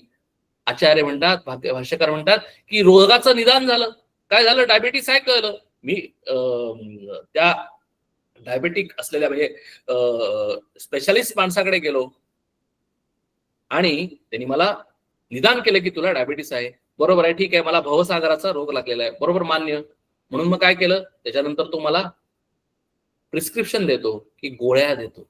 आणि मग आम्हाला गुरु किंवा सज्जन लोक किंवा चांगली संगती असलेली माणसं आम्हाला सांगतात की तू अशा पद्धतीने वाग, अशा पद्धतीने वाग, अशा पद्धतीने वाग. आता वागायचं की नाही कोणी ठरवायचं, मी ठरवायचंय. उद्धरेत आत्मनात्मानम. मी जर म्हणलं हो मला सगळं कळलं पण मला ते करता येत नाही, मला हे सगळं माहिती आहे पण मी तसं आचरण करू शकत नाही, काय उपयोग. मला माहिती आहे डायबिटीस आहे पण मी गोळ्या विसरतो, गोळ्या घेत नाही, मग डायबिटीस कसा बरा होणार. तरीही शक्य नाही. नुसतं गोळ्या घेऊन फायदा आहे काय, नुसत्या संगतीत आहे असून फायदा आहे काय, नुसतं मी त्या पद्धतीने आचरण करून फायदा आहे काय. भाष्यकार म्हणतात की पथ्य सुद्धा पाहिली पाहिजेत. डायबिटीसच्या गोळ्या घे पण तू साखर खाऊ नकोस. हे पथ्य आम्ही व्यवहारामध्ये पाळतो पण परमार्थामध्ये पाळत नाही. परमार्थामध्ये आम्ही पाहिजे तसं कर्म करतो पण जे काही करू नये ते सुद्धा करतो, ते पथ्य आहे. परमार्थामध्ये सांगितलेलं आहे की असं असं असं असं वाग, असं असं असं वागू नकोस, पण आम्हाला जसं वागायचं आहे तसंच आम्ही वागतो आणि म्हणून आम्ही इथून बाहेर पडू शकत. म्हणून आम्ही प्रकृतीच्या अधीन आहोत. म्हणून म्हणून आम्हाला सांगितलेलं आहे की तू काय कर, अभ्यास कर आणि त्याच्याप्रमाणे तू वाग. अभ्यासेन तू कौंतेय वैराग्येन तू गृह्यते. येणे ज्ञाय अन्न वसन, येण्याची ज्ञाय देवतार्जन, येण्याची ज्ञाय ब्रह्मज्ञान प्राप्तव्य सारिखे सिद्धाम. अवघेच लोक सुखी असती, संसार गोड करून नेती, महाराजे वैभव भोगती, ती करंट्या सकाळचे श्रीराम. समर्थ म्हणतात की अरे 90%, 95% लोक, 99% लोक हे करंटे आहेत. फक्त 1% लोक महाराज किंवा वैभव भोगतात. म्हणजेच काय, परमार्थामध्ये स्वतःच आहे. भगवंताने सुद्धा सांगून ठेवलेलं आहे की फक्त 1% लोकच, इतके सगळे लोक प्रयत्न करतात. पण इतके सगळे लोक प्रयत्न केल्यानंतर काहीच लोक ह्याच्यामध्ये सक्सेसफुल होतात आणि काहीच सक्सेसफुल लोकांच्या मधले काहीच अगदी हाताच्या पोटावर मोजण्या इतकेच लोक हा भवसागर तरून जातात. ऍक्च्युली भगवंताला सगळ्यांनाच तरून घ्यायचं, म्हणजे आपण भगवंताचं काम सोपं केलं पाहिजे. आपण जर भगवंताने सांगितलं तसं जर वागलो तर भगवंताचं काम सोपं होईल. म्हणजे 1%च्या ऐवजी एकदम 50% लोक सगळे तरुण जातील. पण तसं होत नाही. याचं कारण काय, की आमच्यामध्ये कन्सिस्टन्सी कमी पडते, आमच्यामध्ये प्रयत्न कमी पडतात, आमच्यामध्ये विचार कमी पडतो, आमच्यामध्ये आचरण कमी पडतं. कारण का, की आम्ही इन्स्टंट ग्रॅटिफिकेशन पाहिजे. आम्हाला प्रयत्न न करता लगेच बरं व्हायचंय. पण तसं इथं अध्यात्मामध्ये आणि व्यवहारामध्ये सुद्धा इन्स्टंट ग्रॅटिफिकेशन नाही. प्रयत्न केल्याशिवाय काहीही होत नाही. आणि आम्हाला जर वैभव महाराज जर व्हायचं असेल तर आम्हाला ते सगळं केलं पाहिजे. म्हणून ते समर्थ म्हणतात की फक्त जे महाराज आहेत तेच वैभव होणार, बाकी सगळे करंटे आहेत. परंतु अंती नाना दुःखे, तेथे होते सगट सारिखे, पूर्वी भोगिले नाना सुखे, अंती दुःख सोसवेना सिद्धाम. म्हणून आमची अवस्था काय होते, समर्थ म्हणतात अतिशय कॅन्डिड, ते म्हणतात म्हणून आम्ही पूर्वी सुख भोगलेली आहेत तरुण असताना, पण म्हातारपणी आम्हाला दुःखच आणि दुःखच आणि दुःखच येतं. शरीराची दुःख येतात, मनाची दुःख येतात, कठीण दुःख सोसवेना, प्राण शरीर सोडेना, मृत्यू दुःख सगट जना कासावीस करीसिदा, नाना अववहीन झाले तैसेची पाहिजे वर्तले, प्राणी अंतकाळी गेले कासावीत होती सुद्धा. म्हणून अंतकाळी ज्याला मरण कासावीस पद्धतीने करायला लागतं. पण समर्थ म्हणतात किंवा आम्हाला शास्त्रामध्ये सांगितलंय किती वर्ष लागतील हे सगळं करायला. आम्हाला परीक्षिताचा सारखा रोल मॉडेल आहे की 7 दिवसात तो तरुण गेला. आम्ही सगळेजण अध्यात्मामध्ये सांगतो आणि सांगताना सांगतो की 7 दिवसात तो मोक्षाला प्राप्त झाला. अरे पण त्यांनी कसं बघितलं, कशा पद्धतीने वर्तन केलं, कशा पद्धतीने ते आचरण केलं ते आम्ही पाहायला पाहिजे ना. आणि जर तसं आचरण केलं तर आम्ही सुद्धा परीक्षित होऊ, त्यात काहीच प्रॉब्लेम नाहीये. रूप लावण्य अवघे जाते, शरीर सामर्थ्य अवघे राहते, कोणी नसता मरते आपद सदा, अंतकाळ दैन्य दीन सकळास तत्सवान, ऐसे चंचल अवलक्षण दुःखकारी सदा, भोगून अभोगता म्हणती, हे तो अवघीच फजिती, लोक उगाच बोलती पाहिल्या वेळेस. समर्थ म्हणतात की आम्ही काय करतो, माणूस अतिशय दांभिक आहे. माणूस काय करतो की परब्रह्म म्हणजे काय हे वेगळ्या पद्धतीने जाणून न घेतात त्यालाच परब्रह्म असं म्हणतो. मला कारण का की माणसाला एफर्ट्स कमी घ्यायचे, प्रयत्न कमी करायचे आणि त्याला इन्स्टंट ग्रॅटिफिकेशन, लगेच त्याला रिझल्ट पाहिजे, डायबिटीस लगेच गेला पाहिजे. बरोबर आहे ना, आमच्या सगळ्यांचा व्यवहारातला अनुभव आहे. आणि म्हणून पुढे नवीन कोण माणूस आला की म्हणतो की माझ्याकडे सोल्युशन आहे, की काय मी तिकडे पळायला जातो. तसं अध्यात्मामध्ये पण आहे. एक गुरु येतो तो म्हणतो की अरे तुम्हाला काहीही करायला नको, माझ्याकडे या, मी तुम्हाला लगेच या मोक्षापर्यंत नेतो, आम्हाला या तुम्हाला भवसागरातून बाहेर काढतो, की आम्ही तिकडे पळत जातो. समर्थांनी सांगितलेलं आहे, शास्त्रातही सांगितलेलं आहे, there is no instant gratification. आणि म्हणून आमच्यामध्ये प्रॉब्लेम आहे. भोगून अभोगता म्हणते, आम्ही भोगतो आणि आम्ही म्हणतो की मी अभोगता आहे. हे तो अघीच फजिती, लोके उगाच बोलती पाहिल्या वेळेस. समर्थ म्हणतात की अरे हे तुम्ही स्वतःला फसवत आहे, दुसऱ्या कुणालाही फसवत नाही, तुम्ही स्वतःलाच फसवत आहे. कारण का की सुख आहे का दुःख आहे हे कोण ठरवतं, माझं मलाच कळत. मी सुखी आहे का मी दुःखी आहे माझं मलाच कळतं. मला इतरांनी सांगायचं कारणच नाही. मी कितीही वरतनं सुख आणायचा प्रयत्न केला, कितीही मी हास्य क्लब जॉईन केले, कितीही मी सगळ्यांच्या मध्ये असताना मोठ्या प्रमाणात हसलो, मजा केली, गमती केल्या, आम्हाला असं वाटतं की हा किती आनंदी आहे. पण ज्या वेळेला तो एकटा असतो त्यावेळेला त्याच्याकडे किती दुःख आहे हे आम्हाला माहिती आहे. म्हणून समर्थाने आम्हाला सांगितलेलं आहे याच्यामध्ये की पाहिल्याशिवाय बोलू नका. नुसता वर्ण सुखी माणूस दिसला तो सुखी असू शकत नाही. जगी सर्व सुखी असा कोण आहे. म्हणून समर्थाने सुद्धा सांगितलेलं आहे की अरे इतकं सोपं नाहीये अध्यात्म, इतकं सुखी होणं सोपं नाहीये, त्यासाठी प्रयत्न करणं आवश्यक आहे. अंतकाळ आहे कठीण, शरीर सोडीना प्राण, बराळ्यासारखे लक्षण अंतकाळी सदाम. समर्थ म्हणतात की अरे अंतकाळ कठीण आहे, शरीर प्राण सोडत नाही शरीरातून. आणि मग अंतकाळी जी आमची हेल्पलेस सिच्युएशन होती, हेच देहात्मनिरूपण आहे. हीच आमचं जीवन आहे, हेच आमच्या जीवनाचं अनालिसिस आहे. आणि समर्थ म्हणतात की हे या समासामध्ये प्रॉब्लेम स्टेटमेंट सांगितलं. समर्थ प्रॉब्लेम स्टेटमेंट सांगत नाहीत नुसतं, आता सोल्युशन सांगतात. समर्थ म्हणतात की घाबरू नकोस, वेट, मी तुझ्या पाठीशी आहे. फक्त तू काय कर, मी सांगेल तसं वाग, मी सांगेल तसा प्रयत्न कर. देहात्मबुद्धी तुझी अतिशय व्यवस्थित निघून जाईल. अरे त्याला काहीही प्रॉब्लेम नाही, इतकी अतिशय सोपं आहे. काय कर, समास 7वा जगजीवन निरूपण श्रीराम. मुळी उदक निवळच असते, नाना वल्लीमध्ये जाते, संग दोषे तैसे होते, आम्ल तीक्ष्ण कडवट श्रीराम. समर्थ म्हणतात प्रॉब्लेम काय झालाय, तुझा प्रॉब्लेम आहे. काय प्रॉब्लेम आहे, पाणी अतिशय चांगला आहे, तू अतिशय चांगला आहेसच रे. जसं पाणी निवळ असतं, पाणी शुद्ध असतं, तसं प्रॉब्लेम कुठे आहे, फक्त संगतीमध्ये प्रॉब्लेम. समर्थ उदाहरण देतात की तेच पाणी उसामध्ये गेलं तर ते पाणी गोड होतं, उसाचा रस गोड आहे. पण तेच पाणी कडवट, जर समजा कडवट काय असेल, कडवट कुठलीही गोष्ट असेल, त्या कडवट गोष्टीमध्ये, त्या झाडामध्ये जर ते पाणी गेलं तर ती गोष्ट कडू होते. बरोबर आहे ना. ते पाणी जर आंबट पदार्थामध्ये गेलं, चिंचेमध्ये गेलं, चिंचाच्या झाडामध्ये गेलं तर चिंच आंबट असते. तसं पाणी प्लेनच आहे, पाणी शुद्धच आहे, पाण्याला कुठलाही रस म्हणजे कुठलाही गंध नाही, रस नाही. जसं ते पाणी कुठल्या संगतीमध्ये जातं तसं ते होतं. तू सुद्धा जीवनामध्ये जगत असताना कुणाची संगती घ्यायला पाहिजे ते तू ठरव. चांगल्या माणसाची संगती घेतली तर तू चांगला होशील, वाईट माणसाची संगती घेतली तू वाईट होशील.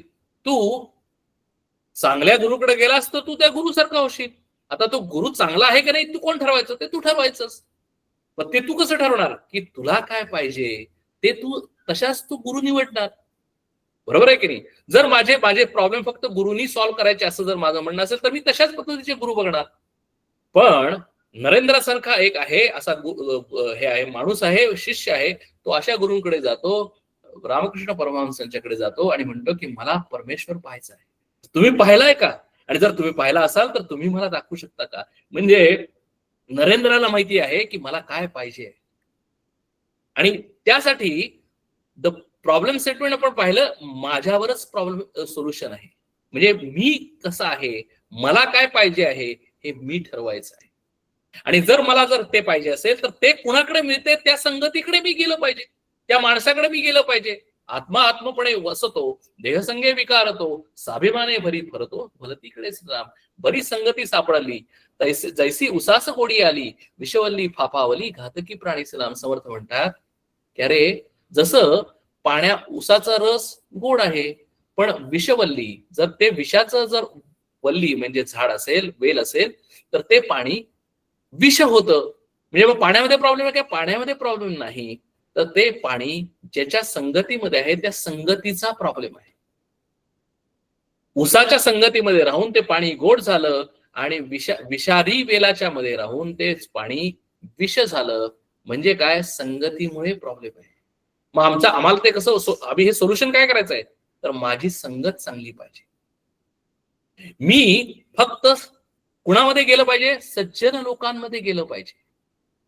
माझं सात्विक वागणं पाहिजे, माझं सात्विक खाणं पाहिजे, माझं सात्विक वाचणं पाहिजे, माझं सात्विक पाहणं पाहिजे, सर्व काही सात्विक पाहिजे. आणि जसं हे कसं कळेल मला, की ज्या वेळेला मी माझ्या गुरूंकडे जाईन त्यावेळेला ते कसं वागतात ते मी पाहिन.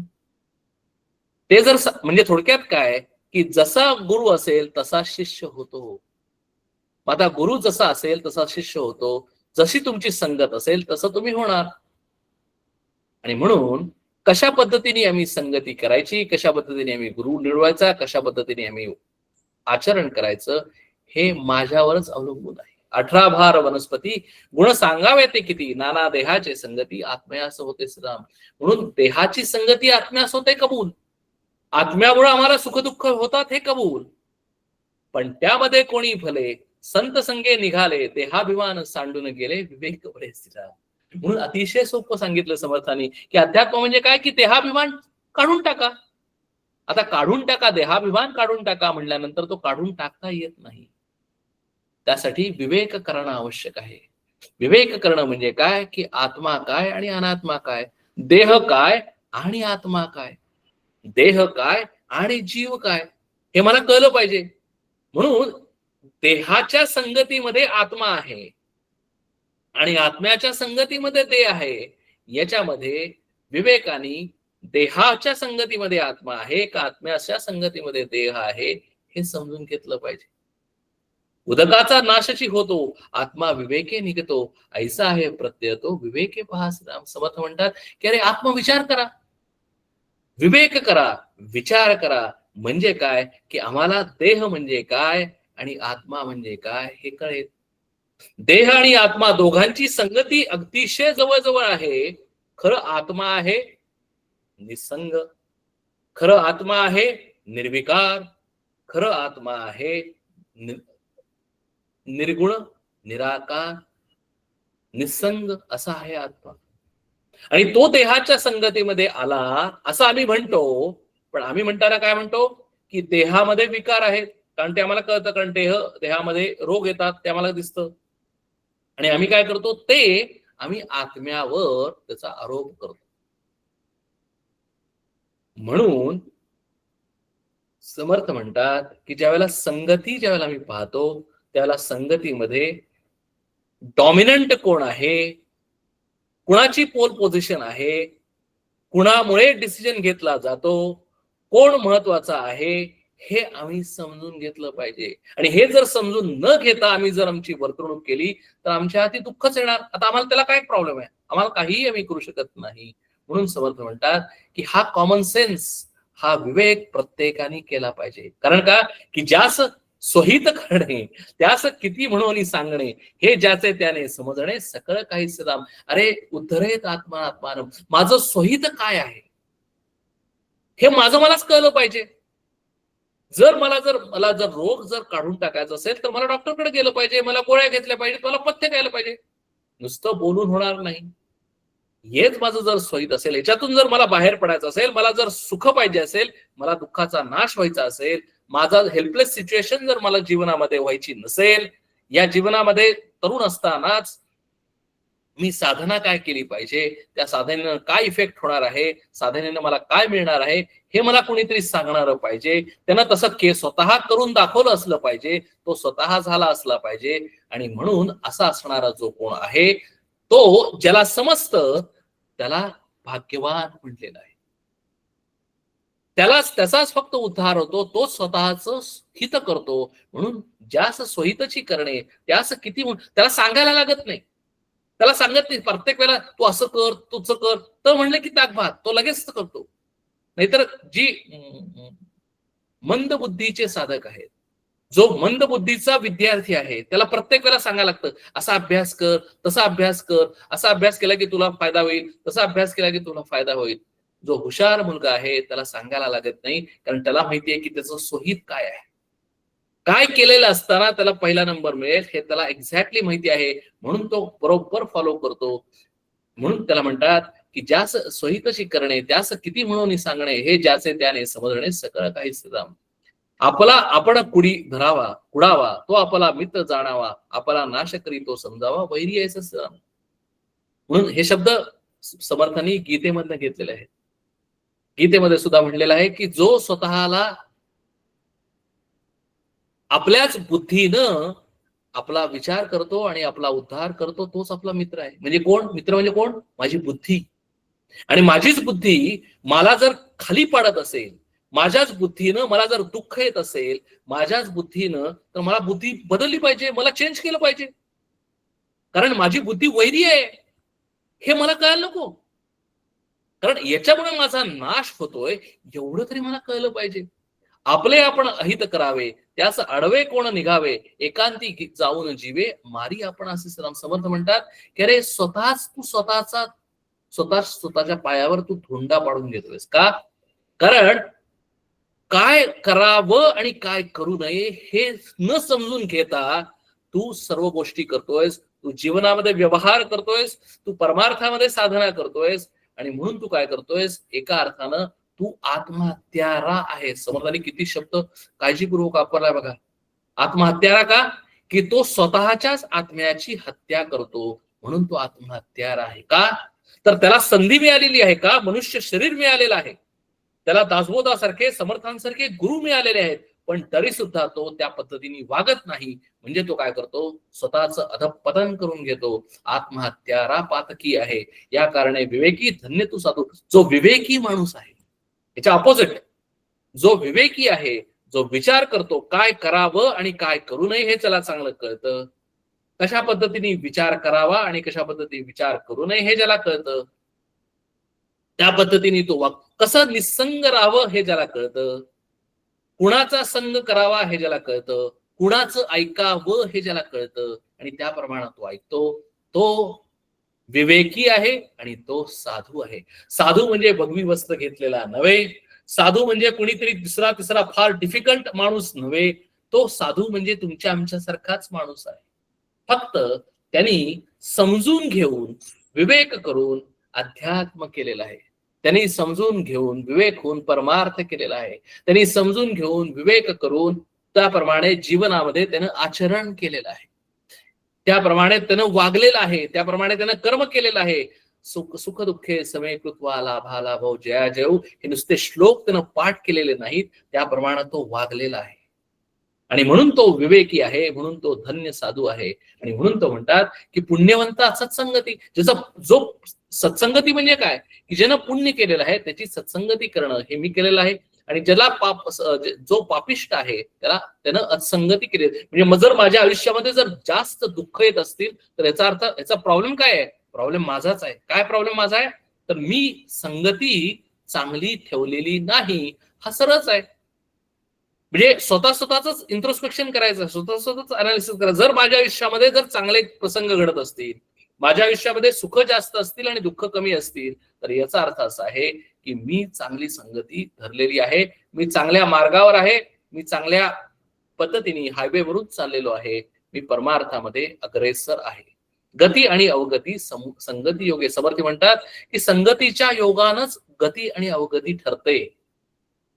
Is common sense. समर्थांनी याचं स्पष्ट सांगितलंय की तू कुणाची संगती धरायची हे तुझं आहे का, संगती धरल्यानंतर ती धरायची का नाही, त्या पद्धतीने तू वागायचं का नाही, कुणाचं काम, तुझं काम आहे. म्हणून गती आणि अवगती संगतीनीच ठरते, यामध्ये कोणतीही प्रॉब्लेम नाही. हेच सत्य आहे. म्हणून समर्थ म्हणतात की काय सोल्युशन, काय कर, सोल्युशन एवढंच कर की उत्तम संगती धरावी, आपली आपण चिंता करावी, अंतरी बरी विवरावी, बुद्धी जाणताची श्रम. म्हणून असं म्हणतात की नाही की we should peek into guru's brain, we should peek into good persons how he thinks. तो कशा पद्धतीने विचार करतो, तो कशा पद्धतीने वागतो हे ज्याला कळतं, आणि हे जो जाणून घेतो तो कशामुळे जाणून घेतो, उद्धरेत आत्मनात्म. त्याला चांगलं व्हायचंय, त्याला चांगलं व्हायचंय, नुसतं चांगलं व्हायचंय म्हणून चांगलं होऊ शकत नाही. म्हणून पूर्वी सुद्धा एक सुभाषित होतं की आपल्या जो हिता जो असे जागता, धन्य माता पिता तयाची. म्हणजे आपली संगती म्हणजे आपली मुलं धन्य केव्हा होतील, किंवा जो मुलगा आपल्या हिताचं जाणतो.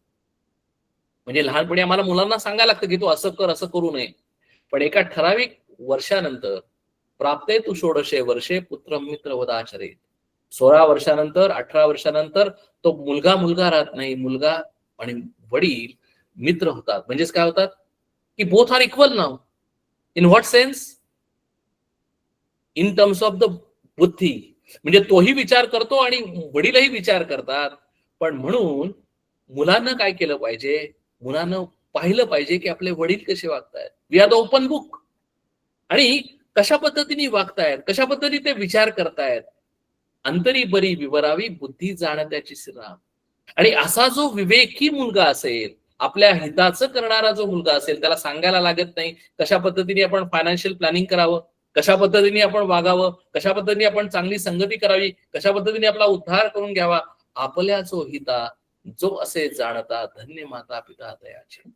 आणि म्हणून आम्ही जर खरोखर जर परमेश्वराचे भक्त असू, आम्ही जर खरोखर जर त्या परमेश्वराची जी मुलं असू, तर आपुल्या जो हिता, म्हणून भगवंत सुद्धा म्हणतात की उद्धरेत आत्मना आत्मानं. जो माणूस आपल्या स्वतःच्या उद्धाराची चिंता करतो, त्याचे आई वडील सुखी आहेत. म्हणजे कोण? आमचा परमेश्वर सुखी आहे, कारण आम्ही त्या परमेश्वराचीच मुलं आहोत. आणि परमेश्वर प्रत्येक वेळेला परमेश्वर आम्ही जर चांगलं वागलो तर आम्हाला तथास्तु म्हणतो, तो पण हसतो. आणि आम्ही वाईट वागलो तर तो आम्हाला रागवतो, आम्हाला तो डोळे दाखवतो, पण आम्ही त्याच्याकडे पाहतच नाही, कारण आम्हाला तो दिसतच नाही. आणि म्हणून इथे म्हणतात की आम्ही काय केलं पाहिजे, की आणि हे व्यवहारामध्ये सुद्धा आहे. जर मला जर सीईओ व्हायचं असेल, जर मला मॅनेजर व्हायचं असेल, मला जर डायरेक्टर व्हायचं असेल, मला जर व्हाईस प्रेसिडेंट व्हायचं असेल, तर मी त्याच्याकडे पाहिलं पाहिजे.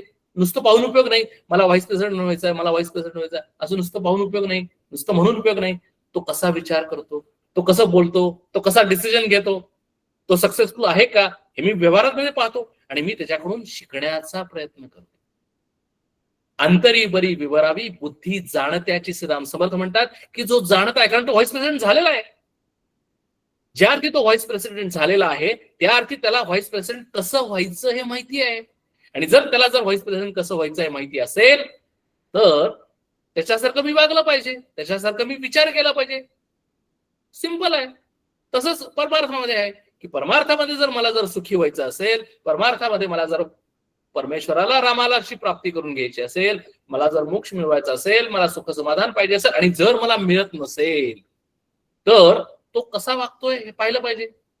त्याला जाऊन पाय धरले पाहिजेत, त्याची सेवा केली पाहिजे, त्याला विचारलं पाहिजे की मी काय कसं वागू, कशी साधना करू, काय साधना केल्यानंतर, कसं वागल्यानंतर मला माझं हित होईल, माझा उद्धार होईल.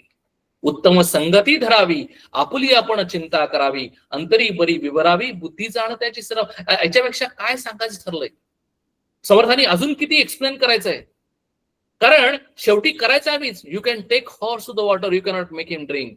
कारण दासबोधाचा समास आज संपल्यानंतर हे प्रत्येक वेळेला ह्या ओव्या, ही श्लोक मी माझ्या डोक्यामध्ये ठेवले पाहिजेत. उत्तम संगती धरावी, आपुली आपण चिंता करावी, अंतरी बरी विवरावी, बुद्धी जाणत्याची श्राम. इहलोक आणि परलोक जाणता तो सुखदायक, निर्णत्या करिता अविवेक प्राप्त होतो श्रीराम. समर्थ म्हणतात की जो निर्णता आहे, की ज्याला जाणता येत नाही, ही कॅनॉट इव्हन थिंक.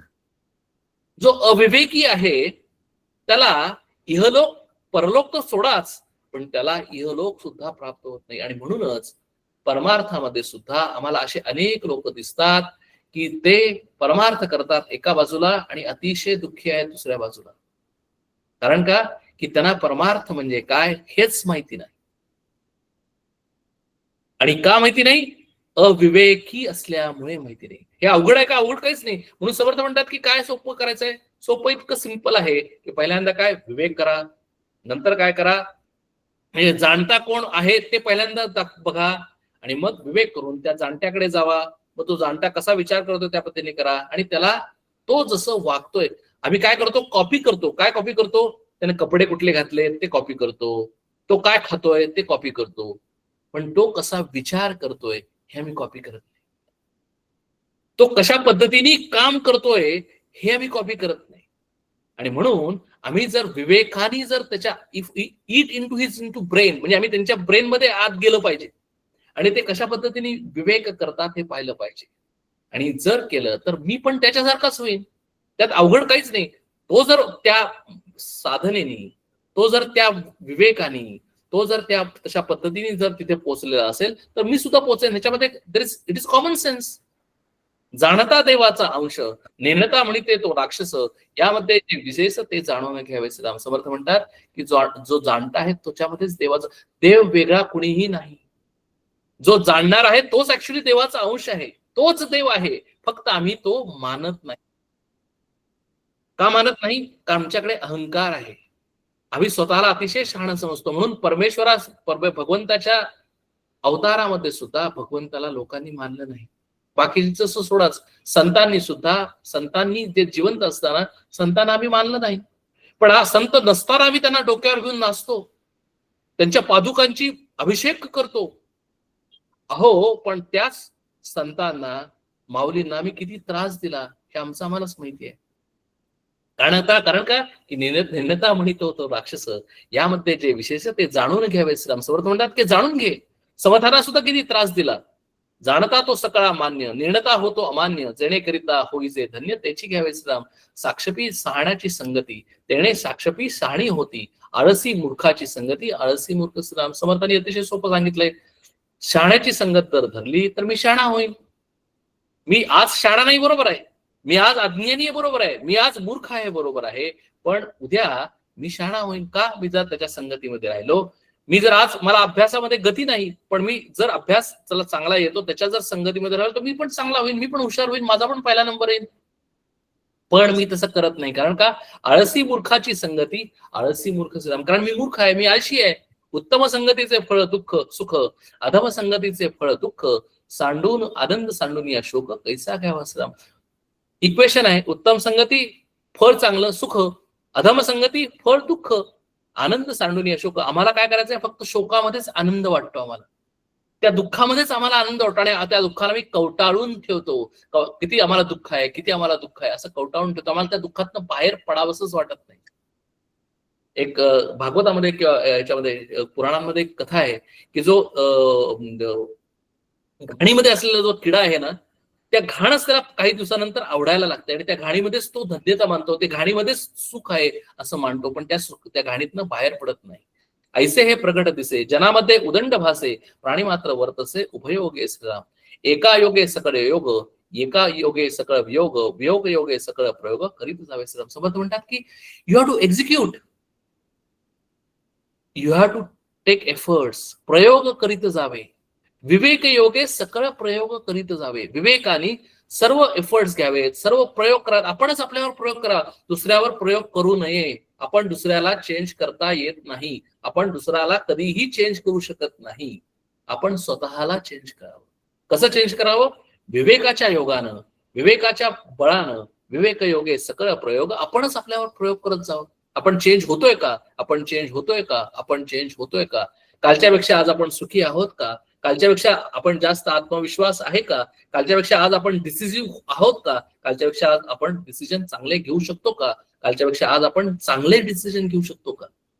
अवचित साकडीत पडिले, परी तेथून पाहिजे निघाले, निघून जाता झाले परमसमाधान. आणि ज्या वेळेला त्या चिखलातून मी बाहेर पडतो त्यावेळेला परमसमाधान आहे. अध्यात्म म्हणजे परमसमाधान आहे. परमार्थ म्हणजे परमसमाधान आहे. कारण का? की तिथं संगती आत्मारामाची आहे. तिथं संगती कोणाची आहे? तर तिथं संगती निसंगाची आहे. तिथं संगती निराकाराची आहे. तिथं संगती निर्गुणाशी आहे. आणि त्यामुळे परमसमाधान आहे.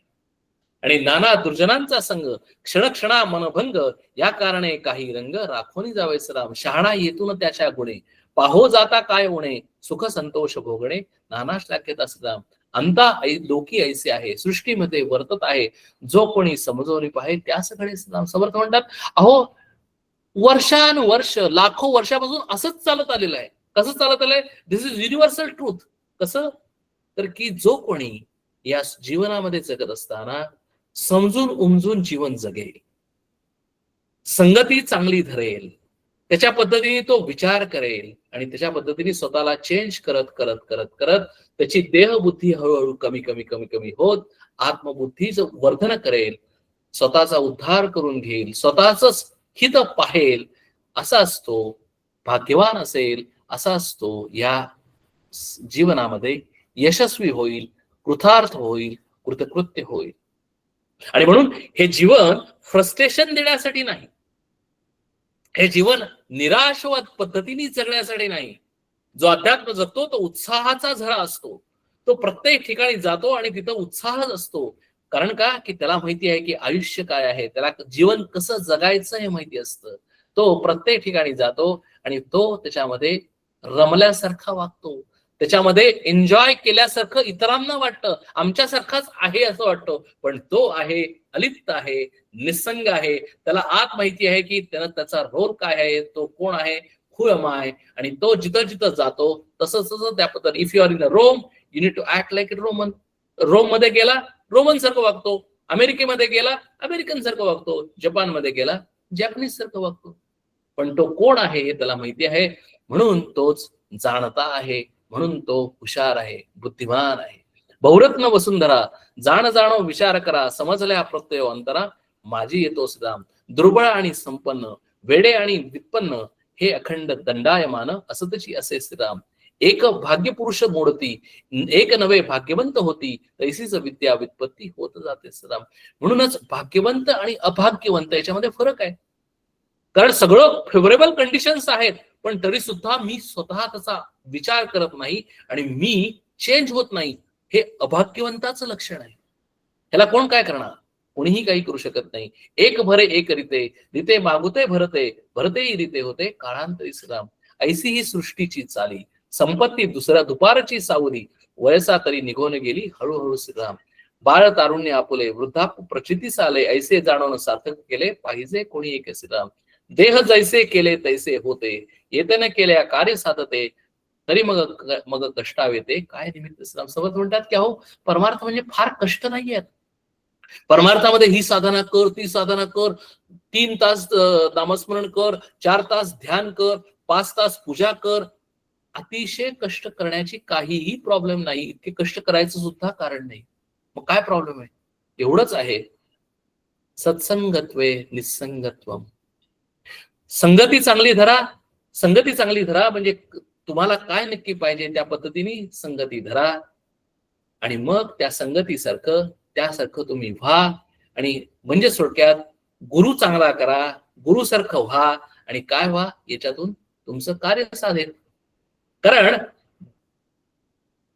त्याशिवाय हे कार्य साधणार नाही. उगीच कष्ट करून, उगीच म्हणून 7 habits of highly effective people याच्यामध्ये असं म्हणलेलं आहे की शार्पन द सॉ. एक इफेक्टिव्ह त्यांनी सांगितलंय की हॅबिट काय आहे, तर शार्पन द सॉ म्हणजे काय की मी नुसतंच अध्यात्म करतो, मी नुसतीच साधना करतो, मी नुसतीच साधना करतो, दररोज मेकॅनिकल साधना करतो, दररोज उठून 4-4, 5-5 तास साधना करतो. काय उपयोग?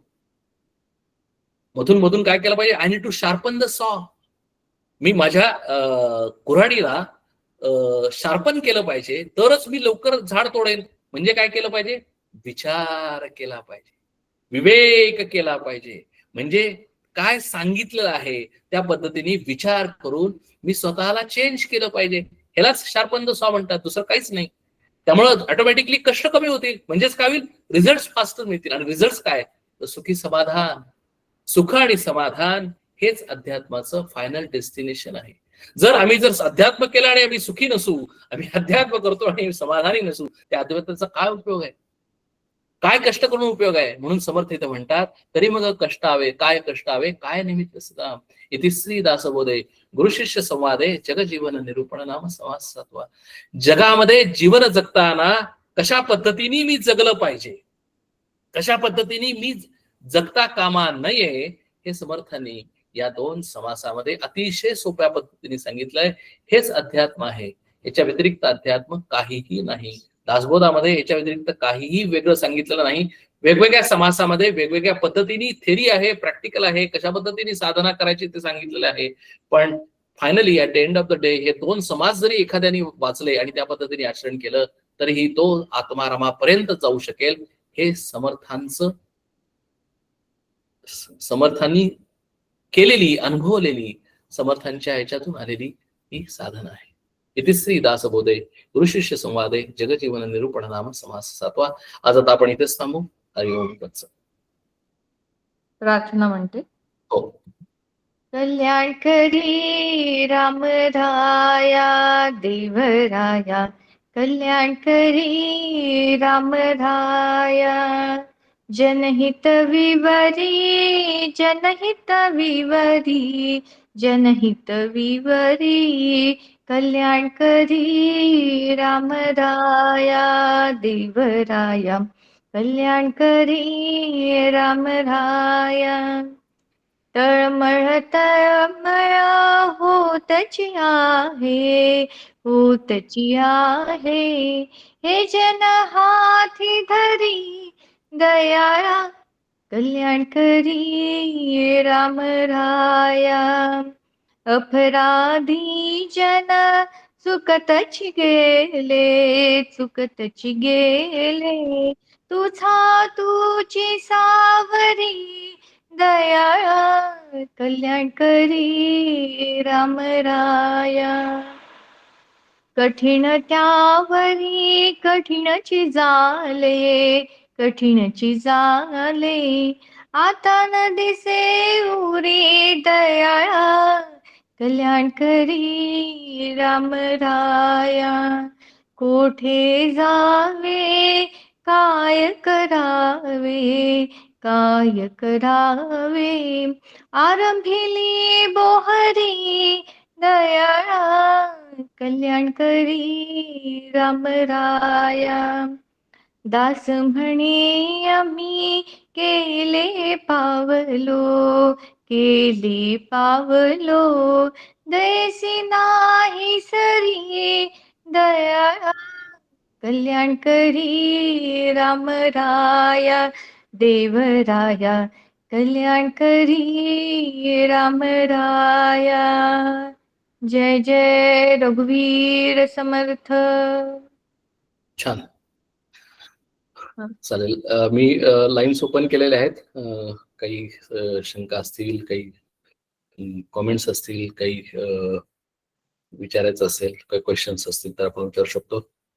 अतिशय सोपे समास आहेत, त्यात काही प्रश्नच नाही. म्हणजे पण एक वेगळ्या छान पद्धतीने समर्थांनी सांगितलेलं आहे की कशा पद्धतीने आम्ही वागलं पाहिजे, काय केलं पाहिजे. म्हणजे अध्यात्म अतिशय सोप्या पद्धतीने या इथे सांगितलंय. बाकी ऍक्च्युली या दोन समासामध्ये ह्याच्यापेक्षा जास्त काही नाहीच आहे. आज ते फार सुंदर तुमचं वाक्य होतं की आपण भगवंतासाठी जगतोय. हा हे फार की मी फक्त भगवंतासाठीच जगते, बाकी कोणासाठीही नाही. तर हे खूपच छान बसलं डोक्यात एकदम. छान, खूपच छान. नाही, म्हणून जर सगळे जर आम्ही संत बघितले तर ते एकच भाव त्यांच्यामध्ये आहे आणि तो म्हणजे दास्यत्व भाव आहे. म्हणजे माऊली जरी घेतल्या तरी त्यांच्या विरहिणी आहेत. म्हणजे त्याच्यामध्ये सुद्धा माऊलींनी हेच भाव आहे की मी दास आहे, तू स्वामी आहेस. गुरुभक्ती माऊलींची अनेक वेळा ज्ञानेश्वरी आपल्याला दिसते. एकनाथ महाराजांची गुरुभक्ती आम्हाला दिसते. हे कुठलेही संत घ्या, तुकारामांचे अभंग घ्या आणि त्याच्यातून आम्हाला हेही कळतं. नामदेवांचे अभंग घ्या, पांडुरंगावर्षी असलेली भक्ती आहे. म्हणजे दास्यत्व हा जो भाव आहे, म्हणजे स्वामी आणि दास हा जो भाव आहे, हा देहामध्ये कितीही, जोपर्यंत आम्हाला शरीर आहे तोपर्यंत तो एकच भाव आहे. म्हणजे म्हणून जे हा एक जो श्लोक आहे कुठला आमच्या मारुतीरायांचा, तो जर डोक्यामध्ये ठेवला की जीवनामध्ये जगत असताना जे शरीराचं जर हे आहे, भोग आहेत किंवा शरीराचं जे काही वर्तणूक आहे, त्याच्यामध्ये मी दास आहे, तू स्वामी आहेस. विचारांचे जे काही प्रश्न आहेत किंवा माझ्या ज्या काही इच्छा असतील, कामना असतील, ते म्हणजे मनाचे आहेत. आणि त्याच्यामध्ये कोण आहे तर मी जीव आहे, मी तुझा अंश आहे, तू अंशी आहेस. You are full, I am a part. आणि म्हणून माझ्यामध्ये अपूर्णता आहे, तुझ्यामध्ये पूर्णता आहे.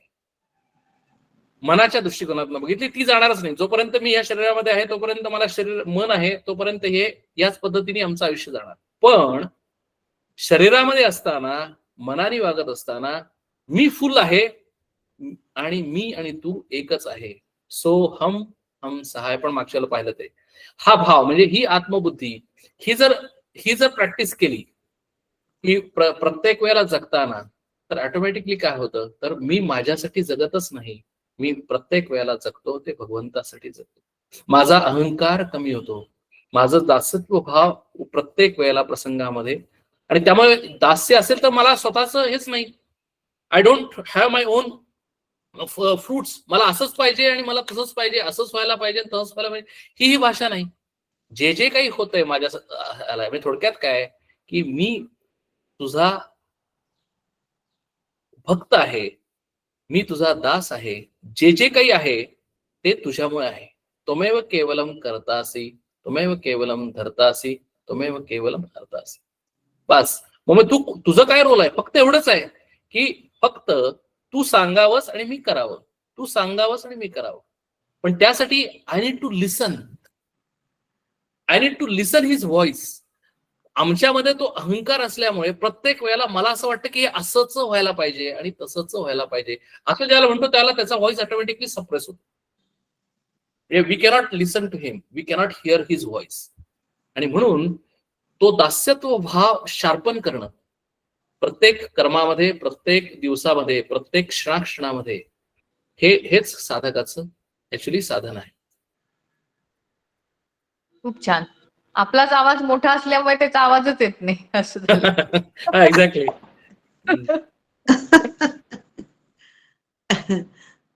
दादा, तुम्ही सुरुवातीला सांगितलं की सगळं संमिश्र फळ किंवा माणसाकडे पुरुषार्थ आहे, प्राणी आणि वृक्ष हे फक्त जीवन भोगतात त्यांना, म्हणजे असं एक त्याच्याबद्दल बोलणं झालं. आणखीन सुख दुःख भोगतो आणि त्याचं प्रारब्ध संपलं की त्याचा मृत्यू होतो असं तुम्ही म्हटलात म्हणजे बोलताना. हा, मग संचित म्हणजे काय आणि प्रारब्ध म्हणजे काय?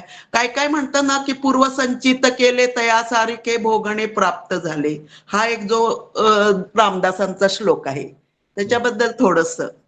ओके. तर संचित म्हणजे साठवलेलं. संचित हा जर शब्द आहे, या शब्दाचा जर शब्दार्थ जर घेतला तर साठवलेलं. मग कुठं साठवलंय ते?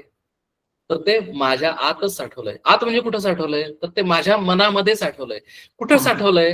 तर सबकॉन्शियस मनामध्ये साठवलंय. म्हणजे माझं कॉन्शियस माइंड आणि सबकॉन्शियस माइंड याच्यामध्ये ते साठवलेलं आहे. मग ते साठवलंय तिथं का साठवलंय? तर ते आता फक्त डॉर्मंट स्टेट मध्ये आहे, ते आता वरती नाहीये, म्हणून त्याला संचित म्हणजे. अच्छा. मग मग मग त्याच्या उलट काय आहे? तर जे आता या वरती आहे ते म्हणजे माझं प्रारब्ध कर्म. म्हणजे दोन कर्म झाली, एक म्हणजे प्रारब्ध कर्म आणि दुसरं म्हणजे संचित कर्म. म्हणजे प्रारब्ध कर्म हे मग कुणाला प्रारब्ध कर्म म्हणलं आणि कुणाला संचित म्हणलं? की जे आता प्राक म्हणजे जे ऑलरेडी फलित व्हायला आलेलं आहे ते प्रारब्ध कर्म. म्हणजे ते कुठलं? तर ह्या शरीराचा जन्म हे प्रारब्ध कर्माचं पहिलं फळ आहे. आणि ह्या शरीरामध्ये जे जगतो मी, या शरीरामध्ये शेवट होतोपर्यंत हे सगळं प्रारब्धाचं कर्माचं फळ आहे, सुख दुःखाचं. म्हणजे माझ्याच आयुष्यात एवढी दुःख आली का दुसऱ्याच्या आयुष्याच्या ह्याच्यात काय एवढी सुख आली? तर माझ्या प्रारब्धामध्ये ही सुख दुःख लिहिलेली आहेत, म्हणून ती माझ्या वाट्याला आली, म्हणून हे माझं प्रारब्ध कर्म आहे, म्हणून हे मी ह्या वेळेला या शरीरात येऊन हे भोगतो. मग प्रारब्ध कर्माचं शेवटचं फळ म्हणजे काय? तर या शरीराचा मृत्यू. मग जर तसं जर झालं तर ह्या प्रारब्ध थोडक्यात काय आहे की जोपर्यंत प्रारब्ध कर्म शिल्लक आहे, जोपर्यंत प्रारब्धाचं फळ भोगायचं बाकी आहे, तोपर्यंत मला हे शरीर जगवतं. प्रारब्धात पुष्यती वपुहू असं म्हणलेलं आहे. म्हणजे आपण बघतो अरे वेळेला की अरे हा इतक्या वेळेला आयसीयू मध्ये जातो, बाहेर येतो, आयसीयू मध्ये जातो, बाहेर येतो, परत घरी येतो, सगळं परत एक 3-4 वर्ष जगतो, परत आयसीयू मध्ये जातो. असं का? त्याचं का मग मरत का नाही? याचं कारण असं आहे की अरे त्याचे अजून भोग संपायचे आहे, त्याचं अजून प्रारब्ध कर्म संपायचं आहे. जोपर्यंत त्याचं प्रारब्ध कर्म संपायचं आहे तोपर्यंत त्याला मृत्यू येणार नाही. आम्ही कितीही, आणि जर त्याचं प्रारब्ध कर्म संपलं तर तो डॉक्टर कितीही भले मोठा असू देत, त्याने कितीही शस्त्रक्रिया चांगली करू देत, आमचा मृत्यू थांबणार नाही. काहीतरी कॉम्प्लिकेशन येईल आणि त्याचा मृत्यू येईल. मग हे झालं प्रारब्ध कर्म. मग प्रारब्धाचं कर्माचं भोग भोगताना आम्ही कसं भोगलं पाहिजे? आम्ही ते प्रारब्धाचं कर्माचं आहे ते कुणी कुणामुळे आलंय? माझ्याच मुळे आलंय. मीच पूर्वीच्या काळामध्ये चांगले काही वाईट गुण कर्म केलेली आहेत, त्याचं मी फळ भोगतोय. त्यामुळे प्रारब्धाचं कर्म भोगताना मी अतिशय शांततेने, अतिशय सावधानतेने, कुणालाही दोष न देता, परमेश्वराला दोष न देता मी ती आनंदाने भोगली पाहिजेत. If I cannot cure it needs to be endured. आनंदाने सुखाने भोगली पाहिजेत. मग ते दुःख नाहीच. आता जर अशा पद्धतीने जर मी प्रारब्ध भोगतो आहे तर मग संचित कुठे गेलं? तर संचित आतच आहे. संचित आतच आहे. आणि मग जर प्रारब्ध संपलं, शरीर संपलं, तर मग काय होतं? काही दिवस मी या हिरण्यगर्भामध्ये राहतो आणि त्या संचित कर्मामधलं काही फलद्रूप व्हायला आली की जे काही भोग भोगायचे आहेत त्याच्या अनुषंगानं मी शरीर धारण करतो. जर मला अंबानीचं भोग भोगायचे असतील तर मी अंबानीच्या घरात जन्म घेतो. आणि जर मी माझे भोग जर गटारगंगेत असतील, जर नुसते भोगायचे असतील, तर मी गटार ह्याच्यामध्ये कुत्र्याचा जन्म घेतो.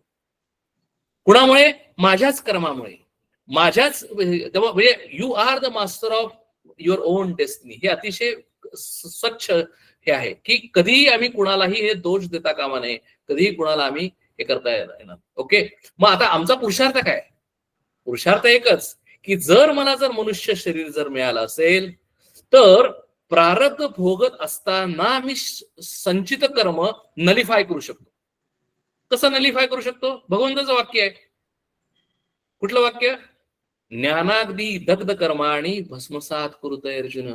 अरे ज्यावेळेला तू ज्ञान मिळवशील, तू ज्यावेळेला आत्मज्ञान मिळवशील, त्यावेळेला काय होईल? त्या आत्मज्ञान इतकं साधं सुद्धा नाहीये, आत्मज्ञान इतकं सिंपल नाहीये. ज्ञानाग्नी दग्ध कर्माणि, त्या आत्मतेजाच्या तेजानं तुझ्याच आत असलेलं सबकॉन्शियस मनामध्ये असलेलं जे काही संचित कर्म आहे ते दग्ध होईल. म्हणजे काय होईल? नलिफाय होईल. म्हणजे काय होईल? तर I will not have next birth at all. Simple.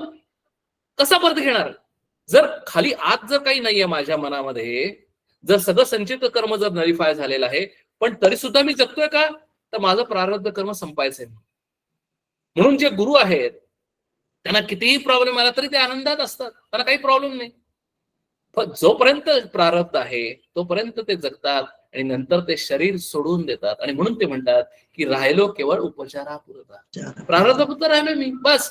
मला माहिती आहे, अरे बॅग ऑलरेडी पॅक करून बसलोय मी. त्याचं बेसिकली आलं बुलावा की मी चाललो, मला काय प्रॉब्लेम आहे. पण आम्ही अज्ञानी माणसं त्या मृत्यूला घाबरतो. अज्ञानी माणसं प्रारब्ध, कारण का की आम्हाला ज्ञानाग्नी दग्ध कर्माणि भस्मसात कुरुते अर्जुन याचा अर्थच कळला नाही. ज्ञान म्हणून आम्ही ज्ञानाच्या पाठीमागे जात नाही. आम्ही कशाच्या पाठीमागे जातो? ह्याच्या पाठीमागे जातो, त्याच्या पाठीमागे जातो, त्याच्या पाठीमागे. हा काय करतो, तो काय करतो, तो काय करतो, तो काय करतो. जर मला कळलं, हे या दोन समाजाचा अनुषंग आहे म्हणून मी सांगतोय की संगती म्हणजे ज्याला कोणी आत्मज्ञान मिळवलेलं आहे अशा गुरुकडे मी जातो, त्याचं आयुष्य पाहतो, त्याचं जीवन पाहतो आणि तो जसं शिकलेला आहे तसं मी शिकून घेतो आणि तसा मी होतो. आणि म्हणून मी सुद्धा आत्मज्ञानी होतो. आणि म्हणूनच या मनुष्य जन्माचा एकच पुरुषार्थ आहे की आत्मज्ञानी माणूस शोधणं, त्याची पूजा करणं. कारण तो कधीही सांगणार नाही की मी आत्मज्ञानी आहे. तो कधीही सांगणार नाही की तू असं कर, कारण त्याला गरजच नाहीये. त्याला काय सांगायचं कारण आहे? तो स्वतः मुक्त आहे. तेव्हा तो कधीही सांगणार नाही. पण आम्ही जर त्या आत्मज्ञानी माणसाला ओळखलं, आम्ही जर त्याच्या सेवेला गेलो, त्याला जर ओळखून काढलं आणि त्याला सांगितलं की बाबा रे, मला माहितीये की तू आत्मज्ञानी आहेस, तू जसं सांगशील तसं मी करीन. करिष्ये वचनम तव. अर्जुनाला माहिती होतं की भगवंत आत्मज्ञानी आहेत, मला आत्मज्ञान पाहिजे.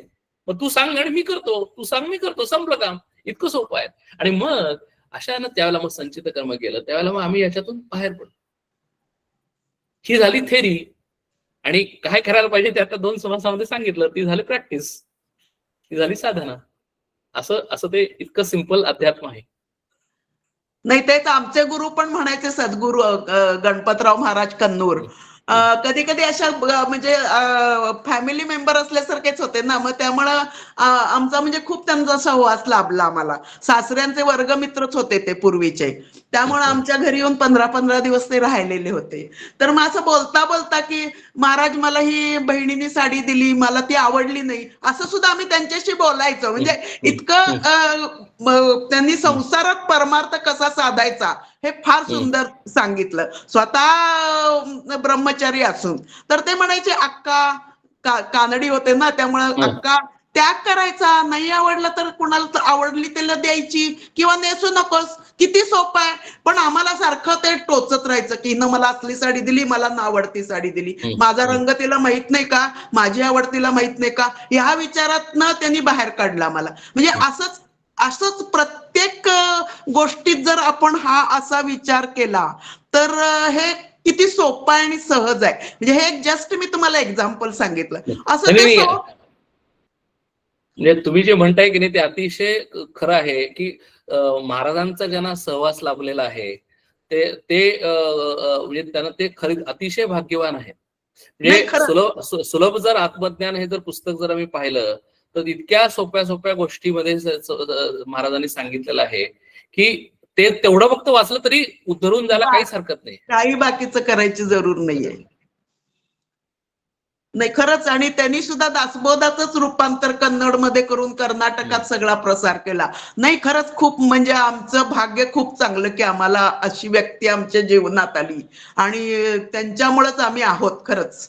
म्हणजे प्रश्नच नाही. आणि अगदी सगळ्यात तुम्ही आता जशी उदाहरणं दिलीत ना की प्रेमाचा झरा, आपल्या ह्याच्यामध्ये आपल्यासारखं ते वागतात, म्हणजे निसंगपणे संगतीत कसं राहायचं हे अगदी उदाहरण उत्तम आहे. म्हणजे आता तुम्हाला आता महाराजांचं नाव निघालं म्हणून सांगतो की ज्यावेळेला मी कन्नूरला गेलेलो होतो त्यावेळेला अरुण दादा जे आहेत त्यांच्याशी मी बोलत होतो. तर ते त्यांचे भाचे म्हणजे पुतणे हा. तर त्यांनी अगदी लहानपणापासून त्यांना सहवास मिळाला. तर ते सांगत होते की महाराजांच्याकडे अनेक माणसं भेटायला यायची आणि त्यांना प्रॉब्लेम घेऊन यायची. छोटे छोटे प्रॉब्लेम्स असतील काय असतील, महाराज त्या प्रॉब्लेमची अगदी बारकाईने ऐकायचे, त्यांच्यातले असल्यासारखे वागायचे, त्यांना सोल्युशन सांगायचे. पण तो माणूस गेला की परत अलिप्त. म्हणजे आमचं काय होतं की आम्हाला कोणी विचारलं की आम्हाला वाटतं अरे आपण किती मोठे झालो की आपण लगेच त्याला सांगायला लागतो, मग तू असं कर, मग तू तसं कर, आणि आम्ही त्याच्यातच अडकून पडतो. तो माणूस गेला तरी आम्ही लगेच त्याचा विचार करायला लागतो की अरे ह्याला असं करायला पाहिजे, तसं करायचं. ही जी गोष्ट आहे, ही जी शिकणं आहे, हे अलिप्तता आहे की तेवढ्यापुरतं ते केलं ट्रान्झॅक्शनली, नंतर परत अलिप्त आहे, बस, बाकी काही नाही, निसंग आहे. आता एवढं जरी आचरण जर आम्ही आचरणात आणण्याचा प्रयत्न केला तरी तरी तरी आम्हाला महाराज कळल्यासारखंच आहे, बाकी काहीच नाही. म्हणजे त्यांनी एक उदाहरण सांगितलं आणि त्या उदाहरणानं कळतं की अरे कशा पद्धतीने महाराज वागत होते. आणि असं 1 दिवस नाही, 2 दिवस नाही, 93 वर्ष महाराज समाधी घ्यायच्या आधी राहिलेले आहेत शरीरामध्ये आणि त्या पद्धतीने ते जगलेले आहेत. कधी पांढरा शर्टाशिवाय दुसरं शर्ट घातलं नाही. बरं, शर्ट काय घातलाय काही संबंधच नाही. म्हणजे असं जे वागणं आहे ते जे आहे हे आम्ही काय करतो, इतरांसाठी जगतो. मग दुसरा काय म्हणेल मला, तो तसे कपडे घालतो, तर त्या पद्धतीने सगळं वागतो. ठीक आहे, तुम्हाला व्यवहारामध्ये राहायला पाहिजे, थोडंफार तसं पद्धतीने करायला पाहिजे, बरोबर आहे. पण आम्ही लक्ष किती त्याच्याकडे देतो हे सगळ्यात जास्त महत्वाचं आहे. ठीक आहे, आज आता आपण इथेच थांबू. मी हे क्लोज करतो आणि सेशन क्लोज करतो.